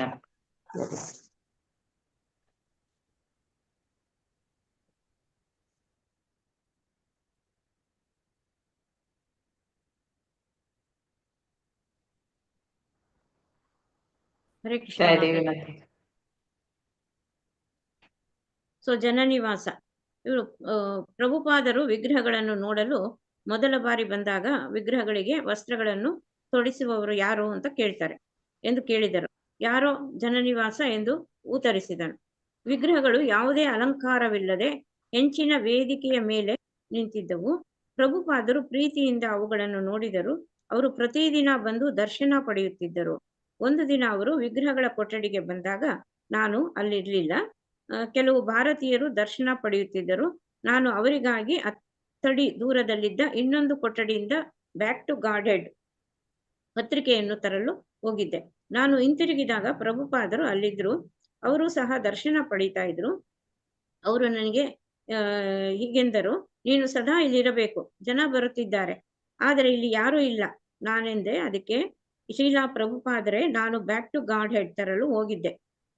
ಇಲ್ಲೇ ಹತ್ತಡಿ ದೂರದಿಂದ ಅವರು ಹೀಗೆನ್ನುವಂತೆ ನನ್ನತ್ತ ನೋಡಿದರು. ನೀನು ನೆಪಗಳನ್ನು ಹೂಡುತ್ತಾ ನಿನ್ನನ್ನು ನೀನೇ ಸಮರ್ಥಿಸಿಕೊಳ್ಳುತ್ತಿದ್ದೀಯಾ?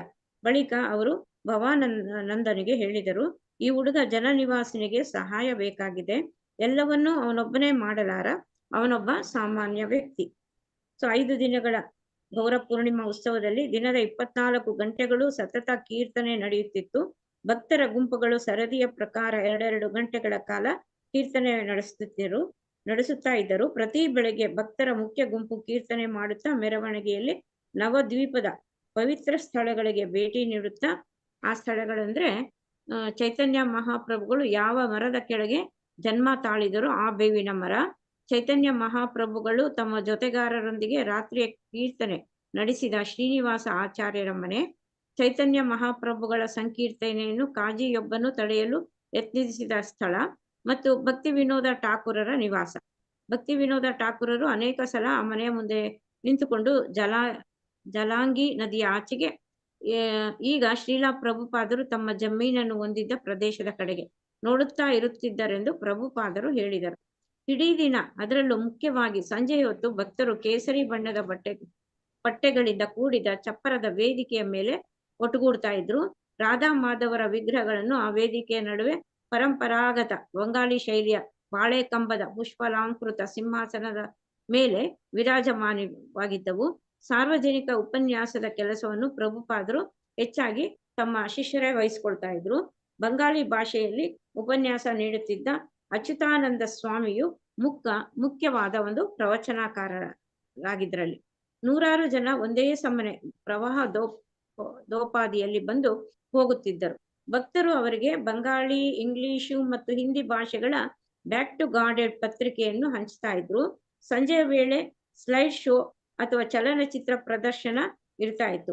ಪ್ರಭುಪಾದರು ತಮ್ಮ ಕೊಠಡಿಯ ಕಿಟಕಿಯಿಂದ ಪ್ರಸಾದ ವಿನಿಯೋಗವನ್ನು ಕಂಡು ಆನಂದಿಸ್ತಾ ಇದ್ರು. ಅದನ್ನ 100 ಮಂದಿ ಹಳ್ಳಿಯ ಜನ ಸಾಲಾಗಿ ಕೂತು ಎಲೆಗಳಲ್ಲಿ ಕಿಚಡಿ ತಿಂತಾ ಇದ್ರು.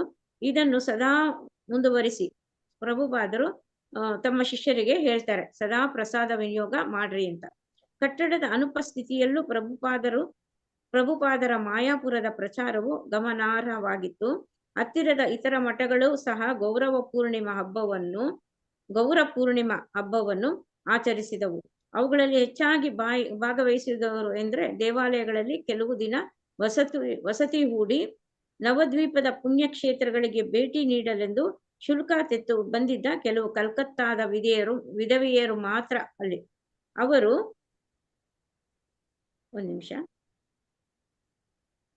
ಹತ್ತಿರದ ಇತರ ಮಠಗಳು ಸಹ ಗೌರ ಪೂರ್ಣಿಮಾ ಹಬ್ಬವನ್ನು ಆಚರಿಸಿದವು. ಅವುಗಳಲ್ಲಿ ಹೆಚ್ಚಾಗಿ ಭಾಗವಹಿಸಿದವರೆಂದರೆ ದೇವಾಲಯಗಳಲ್ಲಿ ಕೆಲವು ದಿನ ವಸತಿ ಹೂಡಿ ನವದ್ವೀಪದ ಪುಣ್ಯಕ್ಷೇತ್ರಗಳಿಗೆ ಭೇಟಿ ನೀಡಲೆಂದು ಶುಲ್ಕ ತೆತ್ತು ಬಂದಿದ್ದ ಕೆಲವು ಕಲ್ಕತ್ತಾದ ವಿಧವೆಯರು ಮಾತ್ರ.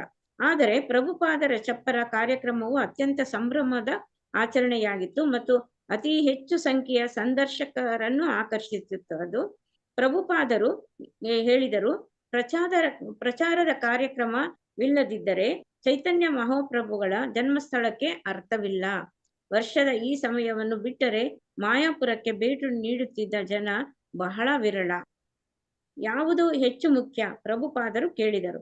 ಚೈತನ್ಯ ಮಹಾಪ್ರಭುಗಳ ಜನ್ಮಸ್ಥಳವೋ ಅಥವಾ ಅವರು ಮಾಡಿದ ಕೆಲಸಗಳೋ? ಹೆಚ್ಚು ಮುಖ್ಯವಾದದ್ದು ಅವರು ಮಾಡಿದ ಕೆಲಸ. ಅವರ ಕರ್ಮವು ಅವರ ಜನ್ಮ ಅಥವಾ ಜನ್ಮಸ್ಥಳಕ್ಕಿಂತ ಹೆಚ್ಚು ಮುಖ್ಯ. ಚೈತನ್ಯರು ಮಾಡಿದ ಕೆಲಸಗಳೆಂದರೆ ಹರೇ ಕೃಷ್ಣ ಕೀರ್ತನೆ ಮತ್ತು ಭಗವತ್ ಪ್ರೇಮದ ಪ್ರಸಾರ. ಮಾಯಾಪುರದ ಭಕ್ತರ ಕೆಲಸಗಳು ಇವೇ ಆಗಬೇಕು ಅಂತ ಅವರು ಹೇಳ್ತಾರೆ. ಸೊ ಗೌರ ಪೂರ್ಣಿಮಾ ದಿನದಂದು ಶಂಕುಸ್ಥಾಪನೆ ಮತ್ತು ಸಮರ್ಪಣೆಯ ಸಮಾರಂಭದಲ್ಲಿ ಪ್ರಭುಪಾದರ ಶಿಷ್ಯರೊಂದಿಗೆ ಹಾಗೂ 100 ಸಂದರ್ಶಕರೊಂದಿಗೆ ತಾವು ಭಾಗವಹಿಸಲು ಪ್ರಭುಪಾದರ 10 ಮಂದಿ ಸನ್ಯಾಸಿ ದೈವ ಸಹೋದರರು ಅಲ್ಲಿಗೆ ಬರ್ತಾರೆ. ಪ್ರಭುಪಾದರು ಅವರನ್ನು ತುಂಬಾ ಸ್ನೇಹ ಮತ್ತು ಸೌಹಾರ್ದತೆಗಳಿಂದ ಅವರನ್ನ ಬರಮಾಡ್ಕೋತಾರೆ. ತಾವೆಲ್ಲರೂ ಒಟ್ಟಿಗೆ ಕೂತು ಅಂತಾರಾಷ್ಟ್ರೀಯ ಕೃಷ್ಣ ಪ್ರಜ್ಞಾ ಸಂಘದ ಕೇಂದ್ರದ ಕಚೇರಿಯಲ್ಲಿ ಜಗತ್ತಿಗೆ ಸಮರ್ಪಿಸಲು ಸಾಧ್ಯವಾದದ್ದಕ್ಕಾಗಿ ಅವರು ಸಂತುಷ್ಟರಾಗಿದ್ರು. ಹೋಮಕುಂಡದ ಬದಿಗೆ ಒಂದು ಮೆತ್ತೆಯ ಮೇಲೆ ಕೂತು ಜಪಮಾಲೆಯೊಂದಿಗೆ ಜಪ ಮಾಡುತ್ತಾ ಪ್ರಭುಪಾದರು 6 ಜನ ಬಂಗಾಳಿ ಭಕ್ತರಿಗೆ ದೀಕ್ಷೆಯನ್ನು ಹಾಗೂ ಒಬ್ಬ ಯುವಕ ಅಮೆರಿಕನ್ ಶಿಷ್ಯನಿಗೆ ಸನ್ಯಾಸ ದೀಕ್ಷೆಯನ್ನು ನೀಡಿದರು. ಅನಂತರ ಪ್ರಭುಪಾದರ ದೈವ ಸೋದರರು ಮಾತಾಡಿದರು. ಅವರೆಲ್ಲರೂ ಪ್ರಭುಪಾದರ ಪಶ್ಚಿಮ ದೇಶಗಳಲ್ಲಿ ಮಾಡಿದ ಸಾಧನೆಗಳನ್ನ ತುಂಬಾನೇ ಕೊಂಡಾಡಿದ್ರು. ಕೊನೆಗೆ ಅವರೆಲ್ಲರೂ ಅಸ್ಥಿವಾರಕ್ಕಾಗಿ ಮಾಡಿದ ಹೊಂಡದ ಸುತ್ತ ಗುಂಪುಗೂಡಿದರು. ಆ ಹೊಂಡವು 5 ಚದರಡಿ ವಿಸ್ತೀರ್ಣ ಮತ್ತು 15 ಅಡಿ ಆಳವಾಗಿತ್ತು. ಆ ಹೊಂಡದಲ್ಲಿಡಲು ಶಾಸ್ತ್ರೋಕ್ತವಾಗಿ ಕೆಲವು ವಸ್ತುಗಳನ್ನು ಸಂಗ್ರಹಿಸಲಾಗಿತ್ತು. 5 ಬಗೆಯ ಹೂಗಳು, ಪಂಚಧಾನ್ಯಗಳು ಮತ್ತು 5 ಬಗೆಯ ಎಲೆಗಳು, ಪಂಚಲೋಹಗಳು, ಪಂಚಾಮೃತ, 5 ಬಗೆಯ ಬಣ್ಣಗಳು, 5 ಬಗೆಯ ಹಣ್ಣುಗಳು ಮತ್ತು ಪಂಚರತ್ನಗಳು. ಪ್ರಭುಪಾದರ ದೈವ ಸೋದರರಾದ ಪುರಿ ಮಹಾರಾಜರು ಹೊಂಡದೊಳಕ್ಕೆ ಏಣಿ ಇಳಿದು ಹೋಗಿ ಬಾಳೆಯ ಎಲೆಯಲ್ಲಿ ತೆಂಗಿನಕಾಯಿಯನ್ನು ಇಟ್ಟಿದ್ದ ಕಲಶವನ್ನು ಹೂಗಳೊಂದಿಗೆ ಅಲ್ಲಿನ ಇಟ್ಟಿಗೆಗಳ ಪೀಠದ ಮೇಲೆ ಇಟ್ಟರು. ಅನಂತರ ಪ್ರಭುಪಾದರು ಒಂದು ಪೆಟ್ಟಿಗೆಯೊಂದಿಗೆ ಹೊಂಡದೊಳಕ್ಕೆ ಇಳಿದರು. ಪೆಟ್ಟಿಗೆಯಲ್ಲಿ ಮಾಣಿಕ್ಯದ ಕಣ್ಣುಗಳುಳ್ಳ ಅನಂತ ಶೇಷನ ಬಂಗಾರದ ಮೂರ್ತಿ ಇತ್ತು. ಅದಕ್ಕೆ ಮುಂಚೆ ಅದು ಬೆಳಗ್ಗೆ ಪ್ರಭುಪಾದರು ತಮ್ಮ ಕೆಲವು ಶಿಷ್ಯರಿಗೆ ಈ ಮೂರ್ತಿಯನ್ನು ಗುಟ್ಟಾಗಿ ತೋರಿಸಿ ಹೇಳಿದ್ದರು, ಇದು ಅನಂತ ಅಂದರೆ ವಿಷ್ಣುವಿನ ಹಾಸಿಗೆಯಾದ ಸರ್ಪದ ಮೂರ್ತಿ. ಇದು ದೇವಾಲಯವನ್ನು ತನ್ನ ಶಿರದ ಮೇಲೆ ಹೊರುತ್ತದೆ. ಪ್ರಭುಪಾದರು ಅನಂತ ಶೇಷನ ಮೂರ್ತಿಯನ್ನು ಇಟ್ಟಿಗೆಗಳ ಪೀಠದ ಮೇಲಿಟ್ಟು ಏಣಿಯನ್ನೇರಿ ಮೇಲಕ್ಕೆ ಹಿಂತಿರುಗಿದರು. ಬಳಿಕ ಪ್ರಭುಪಾದರ ದಿವ್ಯಾನಂದಕರ ಆಹ್ವಾನದ ಮೇರೆಗೆ ಪ್ರತಿಯೊಬ್ಬರು ಆ ಹೊಂಡದೊಳಕ್ಕೆ ಹೂಗಳನ್ನು, ಹಣವನ್ನು ಮತ್ತು ಅನಂತರ ಒಗೆಸಗಳಲ್ಲಿ ಮಣ್ಣನ್ನು ಅರ್ಪಿಸಿದರು. ಗೌರ ಪೂರ್ಣಿಮೆಯ ದಿನ ಪ್ರಭುಪಾದರ ದೈವ ಸೋದರರು ಪ್ರಭುಪಾದರ ಸಾಧನೆಗಳನ್ನು ಹೊಗಳಿದ್ದರೂ ಸಹ ಕೆಲವು ದಿನಗಳ ಬಳಿಕ ಅವರಲ್ಲಿ ಹಲವರು ಹಿಂತಿರುಗಿ ಬಂದು ಪ್ರಭುಪಾದರು ಬಳಸುತ್ತಿರುವ ತಮ್ಮ ಬಿರುದಿನ ಬಗ್ಗೆ ಆಕ್ಷೇಪಣೆ ಎತ್ತಿದರು. ಪ್ರಭುಪಾದರು ತಮ್ಮ ಶಿಷ್ಯರನ್ನು ಕೊಠಡಿಯಿಂದ ಹೊರಕ್ಕೆ ಕಳಿಸಿದರು. ಅನಂತರ ಅವರು ಏಕಾಂತದಲ್ಲಿದ್ದಾಗ ಒಬ್ಬ ಸನ್ಯಾಸಿಯಾದ ದೈವ ಸೋದರನು ಅವರಿಗೆ ಬಂಗಾಳಿಯಲ್ಲಿ ಹೀಗೆ ಸವಾಲೆಸಿತಾನೆ. ಪ್ರಭುಪಾದ ಎಂಬ ಬಿರುದನ್ನು ನೀವೇಕೆ ಬಳಸುತ್ತಿದ್ದೀರಾ? ನಿಮಗೆ ಹಕ್ಕಿಲ್ಲ. ಇದು ನಮ್ಮ ಪ್ರಭುಪಾದರ ಬಿರುದು. ಇದನ್ನು ನೀವು ತೆಗೆದುಕೊಳ್ಳಲು ಸಾಧ್ಯವಿಲ್ಲ ಅಂತ ಹೇಳ್ತಾನೆ. ಪ್ರಭುಪಾದರು ಹೇಳ್ತಾರೆ ಅದಕ್ಕೆ, ನಾನದನ್ನು ತೆಗೆದುಕೊಂಡಿಲ್ಲ. ಪ್ರಭುಪಾದರು ಉತ್ತರಿಸಿದರು, ಅವರು ನನ್ನನ್ನು ಪ್ರಭುಪಾದ ಎಂದು ಕರೆಯುತ್ತಿದ್ದಾರೆ, ನಾನೇನು ಮಾಡಲು ಸಾಧ್ಯ? ಇದಾದ ಬಳಿಕ ಸನ್ಯಾಸಿಗಳಾದ ದೈವ ಸೋದರರು ಪ್ರಭುಪಾದರನ್ನು ತಮ್ಮ ಪ್ರಚಾರದಲ್ಲಿ ಭಾಗವಹಿಸದೆ ಇದ್ದುದಕ್ಕಾಗಿ ಮತ್ತು ಪಾಶ್ಚಿಮಾತ್ಯರಿಗೆ ಯಜ್ಞೋಪವೀತ ನೀಡುತ್ತಿರುವುದಕ್ಕಾಗಿ ಮತ್ತು ಅವರಿಗೆ ಸನ್ಯಾಸ ದೀಕ್ಷೆ ಕೊಡುತ್ತಿರುವುದಕ್ಕಾಗಿ ಟೀಕಿಸಿದರು. ಆದರೆ ಅವರಿಗೆ ಮುಖ್ಯವಾಗಿ ಬೇಕಾಗಿದ್ದು ಪ್ರಭುಪಾದರು ತಮ್ಮ ಬಿರುದನ್ನು ಬಳಸುತ್ತಿರುವುದಕ್ಕೆ ಒಂದು ವಿವರಣೆ ಬೇಕಾಗಿತ್ತು ಅವರಿಗೆ. ಸೊ ಬ್ರಹ್ಮಾನಂದ ಮಹಾರಾಜ ಪ್ರಭುಪಾದರು ಕರೆದರು. ನನ್ನ ಲೆಟರ್ ಹೆಡ್ನ ಒಂದು ಪ್ರತಿಮೆಯನ್ನು ತೆಗೆದುಕೊಂಡು ಬಾ. ಬ್ರಹ್ಮಾನಂದ ಸ್ವಾಮಿ ಅದನ್ನು ತಂದಾಗ ಪ್ರಭುಪಾದರು ಅದನ್ನು ದೈವ ಸೋದರಿಗೆಲ್ಲರಿಗೂ ತೋರಿಸಿದರು. ಅದರಲ್ಲಿ ಹೀಗಿತ್ತು, ತ್ರಿದಂಡಿ ಗೋಸ್ವಾಮಿ ಎಸಿ ಭಕ್ತಿ ವೇದಾಂತ ಸ್ವಾಮಿ ಅಂತ ಇತ್ತು. ಪ್ರಭುಪಾದ ಎಂದು ಅಲ್ಲಿರಲಿಲ್ಲ. ಅವರು ತಾವಾಗಿ ಆ ಬಿರುದನ್ನು ಬಳಸುತ್ತಿರಲಿಲ್ಲವೆಂಬುದನ್ನು ಇದರಿಂದ ಸಾಬೀತಾಯಿತು. ಈ ಸರಳ ಪ್ರಾತ್ಯಕ್ಷಿಕೆಯಿಂದ ದೈವ ಸೋದರರು ಸಮಾಧಾನಗೊಂಡರು. ಬಳಿಕ ಪ್ರಭುಪಾದರು ಅವರೆಲ್ಲರನ್ನು ಪ್ರಸಾದ ಸ್ವೀಕರಿಸಲು ಆಹ್ವಾನಿಸಿದರು. ಶಿಷ್ಯರು ಅವರಿಗೆ ಬಡಿಸಿದರು. ತರುವಾಯ ಪ್ರಭುಪಾದರು ತಮ್ಮ ಕುಟೀರದಲ್ಲಿ ತಮ್ಮ ಶಿಷ್ಯರಿಗೆ ಮಾತ್ಸರ್ಯದ ಬಗ್ಗೆ ವಿವರಿಸಿದರು.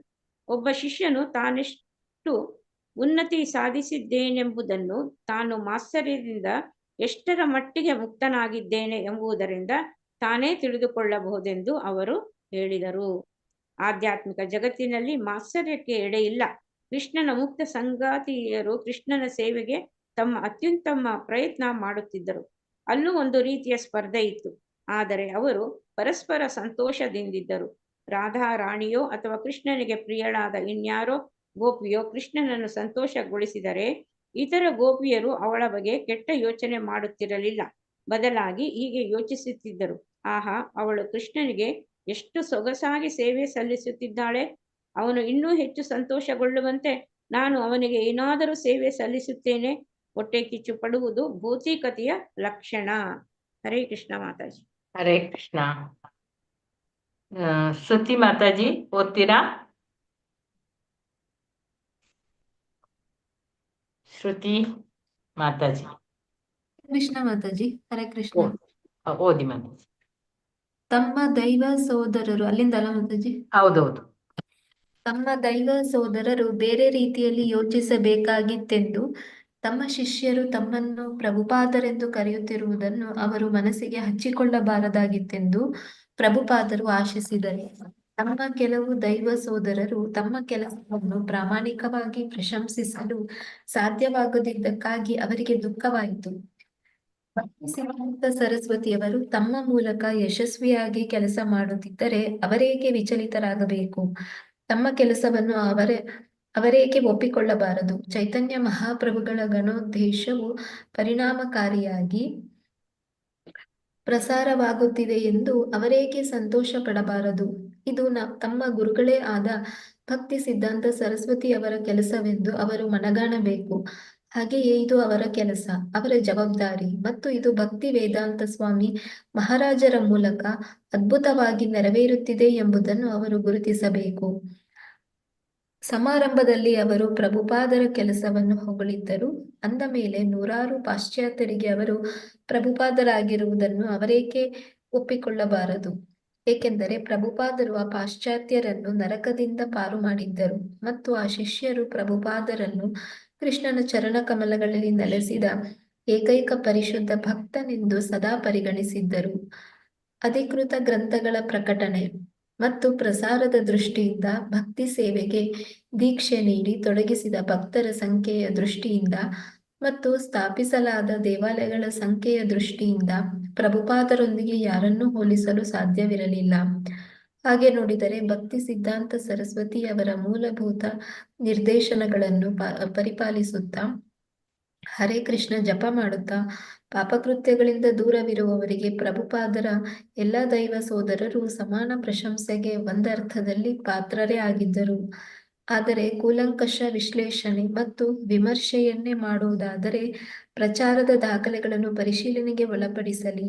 ನಿತ್ಯಾನಂದ ಪ್ರಭುಗಳ ಅನುಗ್ರಹವನ್ನು ಎಲ್ಲರಿಗಿಂತ ಮಿಗಿಲಾಗಿ ವಿಸ್ತರಿಸುತ್ತಿರುವವರು ಯಾರು? ಭಕ್ತಿ ಸಿದ್ಧಾಂತ ಸರಸ್ವತಿಯವರ ಪರವಾಗಿ ಈ ಹಿಂದೆ ಅಸಾಧ್ಯವಾಗಿ ಕಂಡಿದ್ದ ಅದ್ಭುತ ಗಳಿಕೆಗಳನ್ನು ಸಾಧ್ಯ ಮಾಡಿ ತೋರಿಸುತ್ತಿರುವವರು ಯಾರು? ಚೈತನ್ಯ ಚರಿತಾಮೃತದ ಪ್ರಕಾರ ಹರೇ ಕೃಷ್ಣ ಕೀರ್ತನೆಯನ್ನು ಪ್ರಚಾರ ಮಾಡಲು ಸಮರ್ಥನಾದ ಪ್ರಚಾರಕನು ದೈವದತ್ತವಾದ ಶಕ್ತಿಯನ್ನು ಹೊಂದಿದ್ದಾನೆ ಎನ್ನುವುದು ಸ್ವಯಂ ವೇದ್ಯವಾದ ಸತ್ಯ. ಪ್ರಭುಪಾದರು ದೈವದತ್ತ ಶಕ್ತಿ ಹೊಂದಿದ್ದರೆನ್ನುವುದು ಖಂಡಿತ. ಆದರೂ ಸಹ ಅವರು ವಿನಮ್ರರಾಗಿ ತಮ್ಮ ಕೆಲಸದಲ್ಲಿ ತೊಡಗಿದ್ದರು. ಅವರಿಗೆ ಯಾರ ನೆರವೂ ಇರಲಿಲ್ಲ. ಪಶ್ಚಿಮ ದೇಶಗಳಲ್ಲಿ ತಮ್ಮೊಂದಿಗೆ ಕೂಡಿಕೊಂಡು ಕೃಷ್ಣ ಪ್ರಜ್ಞಾ ಆಂದೋಲನದ ಪ್ರಚಾರಕರಾಗಿ ಸೇವೆ ಸಲ್ಲಿಸಲು ಪ್ರಭುಪಾದರು ತಮ್ಮ ದೈವ ಸೋದರರನ್ನು ಮತ್ತೆ ಮತ್ತೆ ಆಹ್ವಾನಿಸಿದ್ದರು. ತಮ್ಮ ಗುರುವಿನ ಗಣೋದ್ದೇಶದ ಈಡೇರಿಕೆಗಾಗಿ ಪ್ರಭುಪಾದರೊಂದಿಗೆ ಸಹಕರಿಸಲು ಅವರೇಕೆ ಮುಂದೆ ಬರಲಿಲ್ಲ? ಅದಕ್ಕೆ ಬದಲಾಗಿ ಶ್ರೀಲ ಭಕ್ತಿ ಸಿದ್ಧಾಂತ ಸರಸ್ವತಿಯವರ ಗಣೋದ್ದೇಶವನ್ನು ಈಡೇರಿಸುತ್ತಿದ್ದ ತಮ್ಮ ಒಬ್ಬ ದೈವ ಸೋದರನ ಬಗ್ಗೆ ಅವರೇಕೆ ಆಕ್ಷೇಪಣೆ ಮಾಡಬೇಕು? ಹರೇ ಕೃಷ್ಣ ಮಾತಾಜಿ. ಹರೇ ಕೃಷ್ಣ ಮಾತಾಜಿ, ಧನ್ಯವಾದ.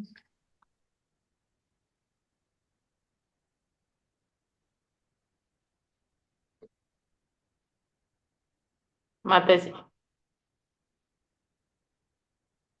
ಮಾಡ್ಬಿಡ್ಲ ಮಾತಾಜಿ? ಇದು ಮಾಡಿಬಿಡಿ.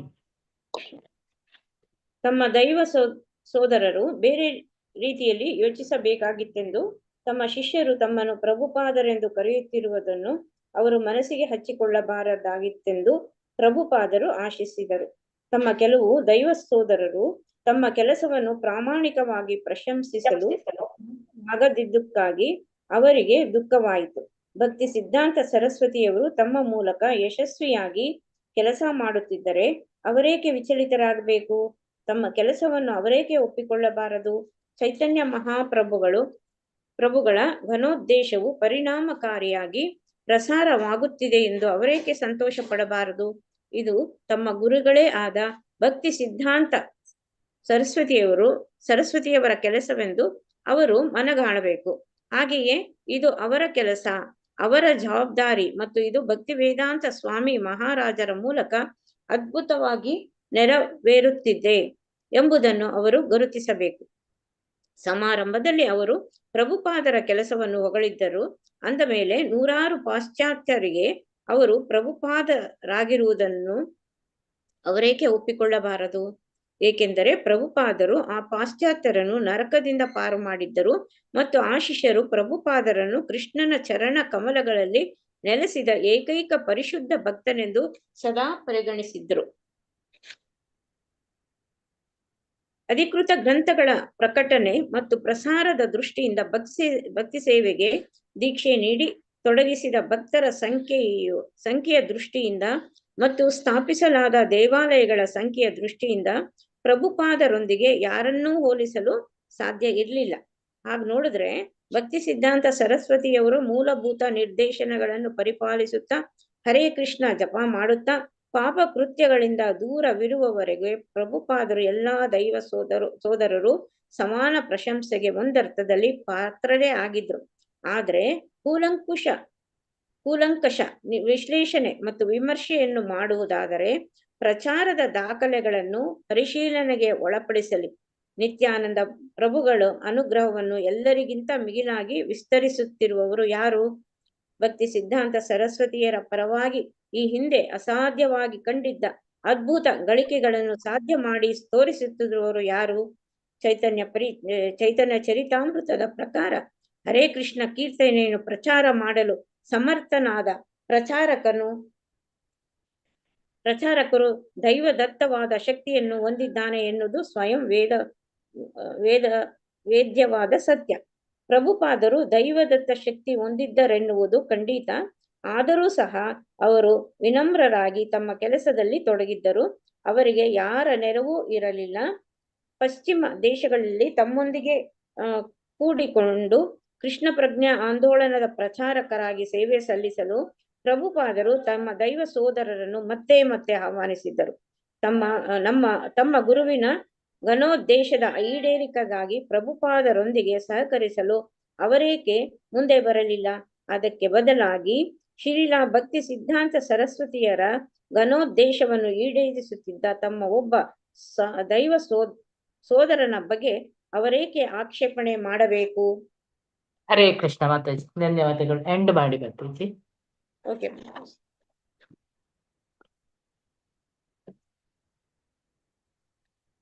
ಒಂದು ನಿಮಿಷ ಮಾತಾಜಿ.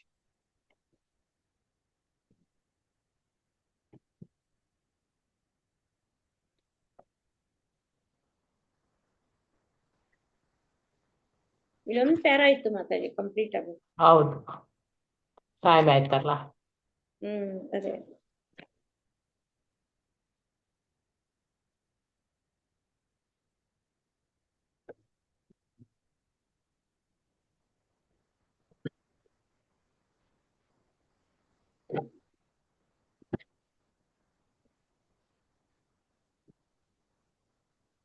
ವಾಂಛಾಕಲ್ಪತರುಭ್ಯಶ್ಚ ಕೃಪಾ ಸಿಂಧುಭ್ಯ ಏವ ಚ ಪತಿತಾನಾಂ ಪಾವನೇಭ್ಯೋ ವೈಷ್ಣವೇಭ್ಯೋ ನಮೋ ನಮಃ. ಹರೇ ಕೃಷ್ಣ ಕೃಷ್ಣ ಕೃಷ್ಣ ಹರೇ ಹರೇ, ಹರೇ ರಾಮ ರಾಮ ರಾಮ ಹರೇ ಹರೇ, ಹರೇ ಕೃಷ್ಣ ಕೃಷ್ಣ ಕೃಷ್ಣ ಹರೇ ಹರೇ, ಹರೇ ರಾಮ ರಾಮ ರಾಮ ಹರೇ ಹರೇ. ಹರೇ ಕೃಷ್ಣ. ಅನಂತ ಕೋಟಿ ಭಕ್ತ ವೃಂದ ಕೀ ಜೈ. ಎಲ್ಲಾ ಡಿವೋಟಿಸಿಗೂ ಮಾತಾಜಿ, ನಿಮಗೆ ತುಂಬಾ ಧನ್ಯವಾದಗಳು ಮಾತಾಜಿ. ಹಾಗೆ ಹೋದ ವಾರದಲ್ಲಿ ಪಾಪ ಇವರು ಮಾಡಿದ್ದಾರೆ, ರೂಪಶಂಕರ್ ಮಾತಾಜಿ, ಅವರಿಗೆ ಲಾಸ್ಟ್ ದಿನ ಸಿಗ್ಲಿಲ್ಲ. ಅವರಿಗೂ ಕೂಡ ತುಂಬಾ ಧನ್ಯವಾದಗಳು. ಲತಾ ಮಾತಾಜಿ, ಹಾಗೆ ಯಾರೆಲ್ಲ ಇಷ್ಟ ತನಕ ಮಾಡಿದ್ರು ಎಲ್ಲರಿಗೂ ಧನ್ಯವಾದಗಳು. ಹರೇ ಕೃಷ್ಣ. ಧನ್ಯವಾದಗಳು. ಎಂಡ್ ಮಾಡ್ತೇನೆ. ಹರೇ ಕೃಷ್ಣ. ಅಟೆಂಡೆನ್ಸ್ ಹಾಕಿದ್ದೀರಲ್ಲ ಎಲ್ಲರೂ? ಧನ್ಯವಾದಗಳು ಮಾತಾಜಿ. ಹರೇ ಕೃಷ್ಣ. ಹರೇ ಹರೇ ಕೃಷ್ಣ.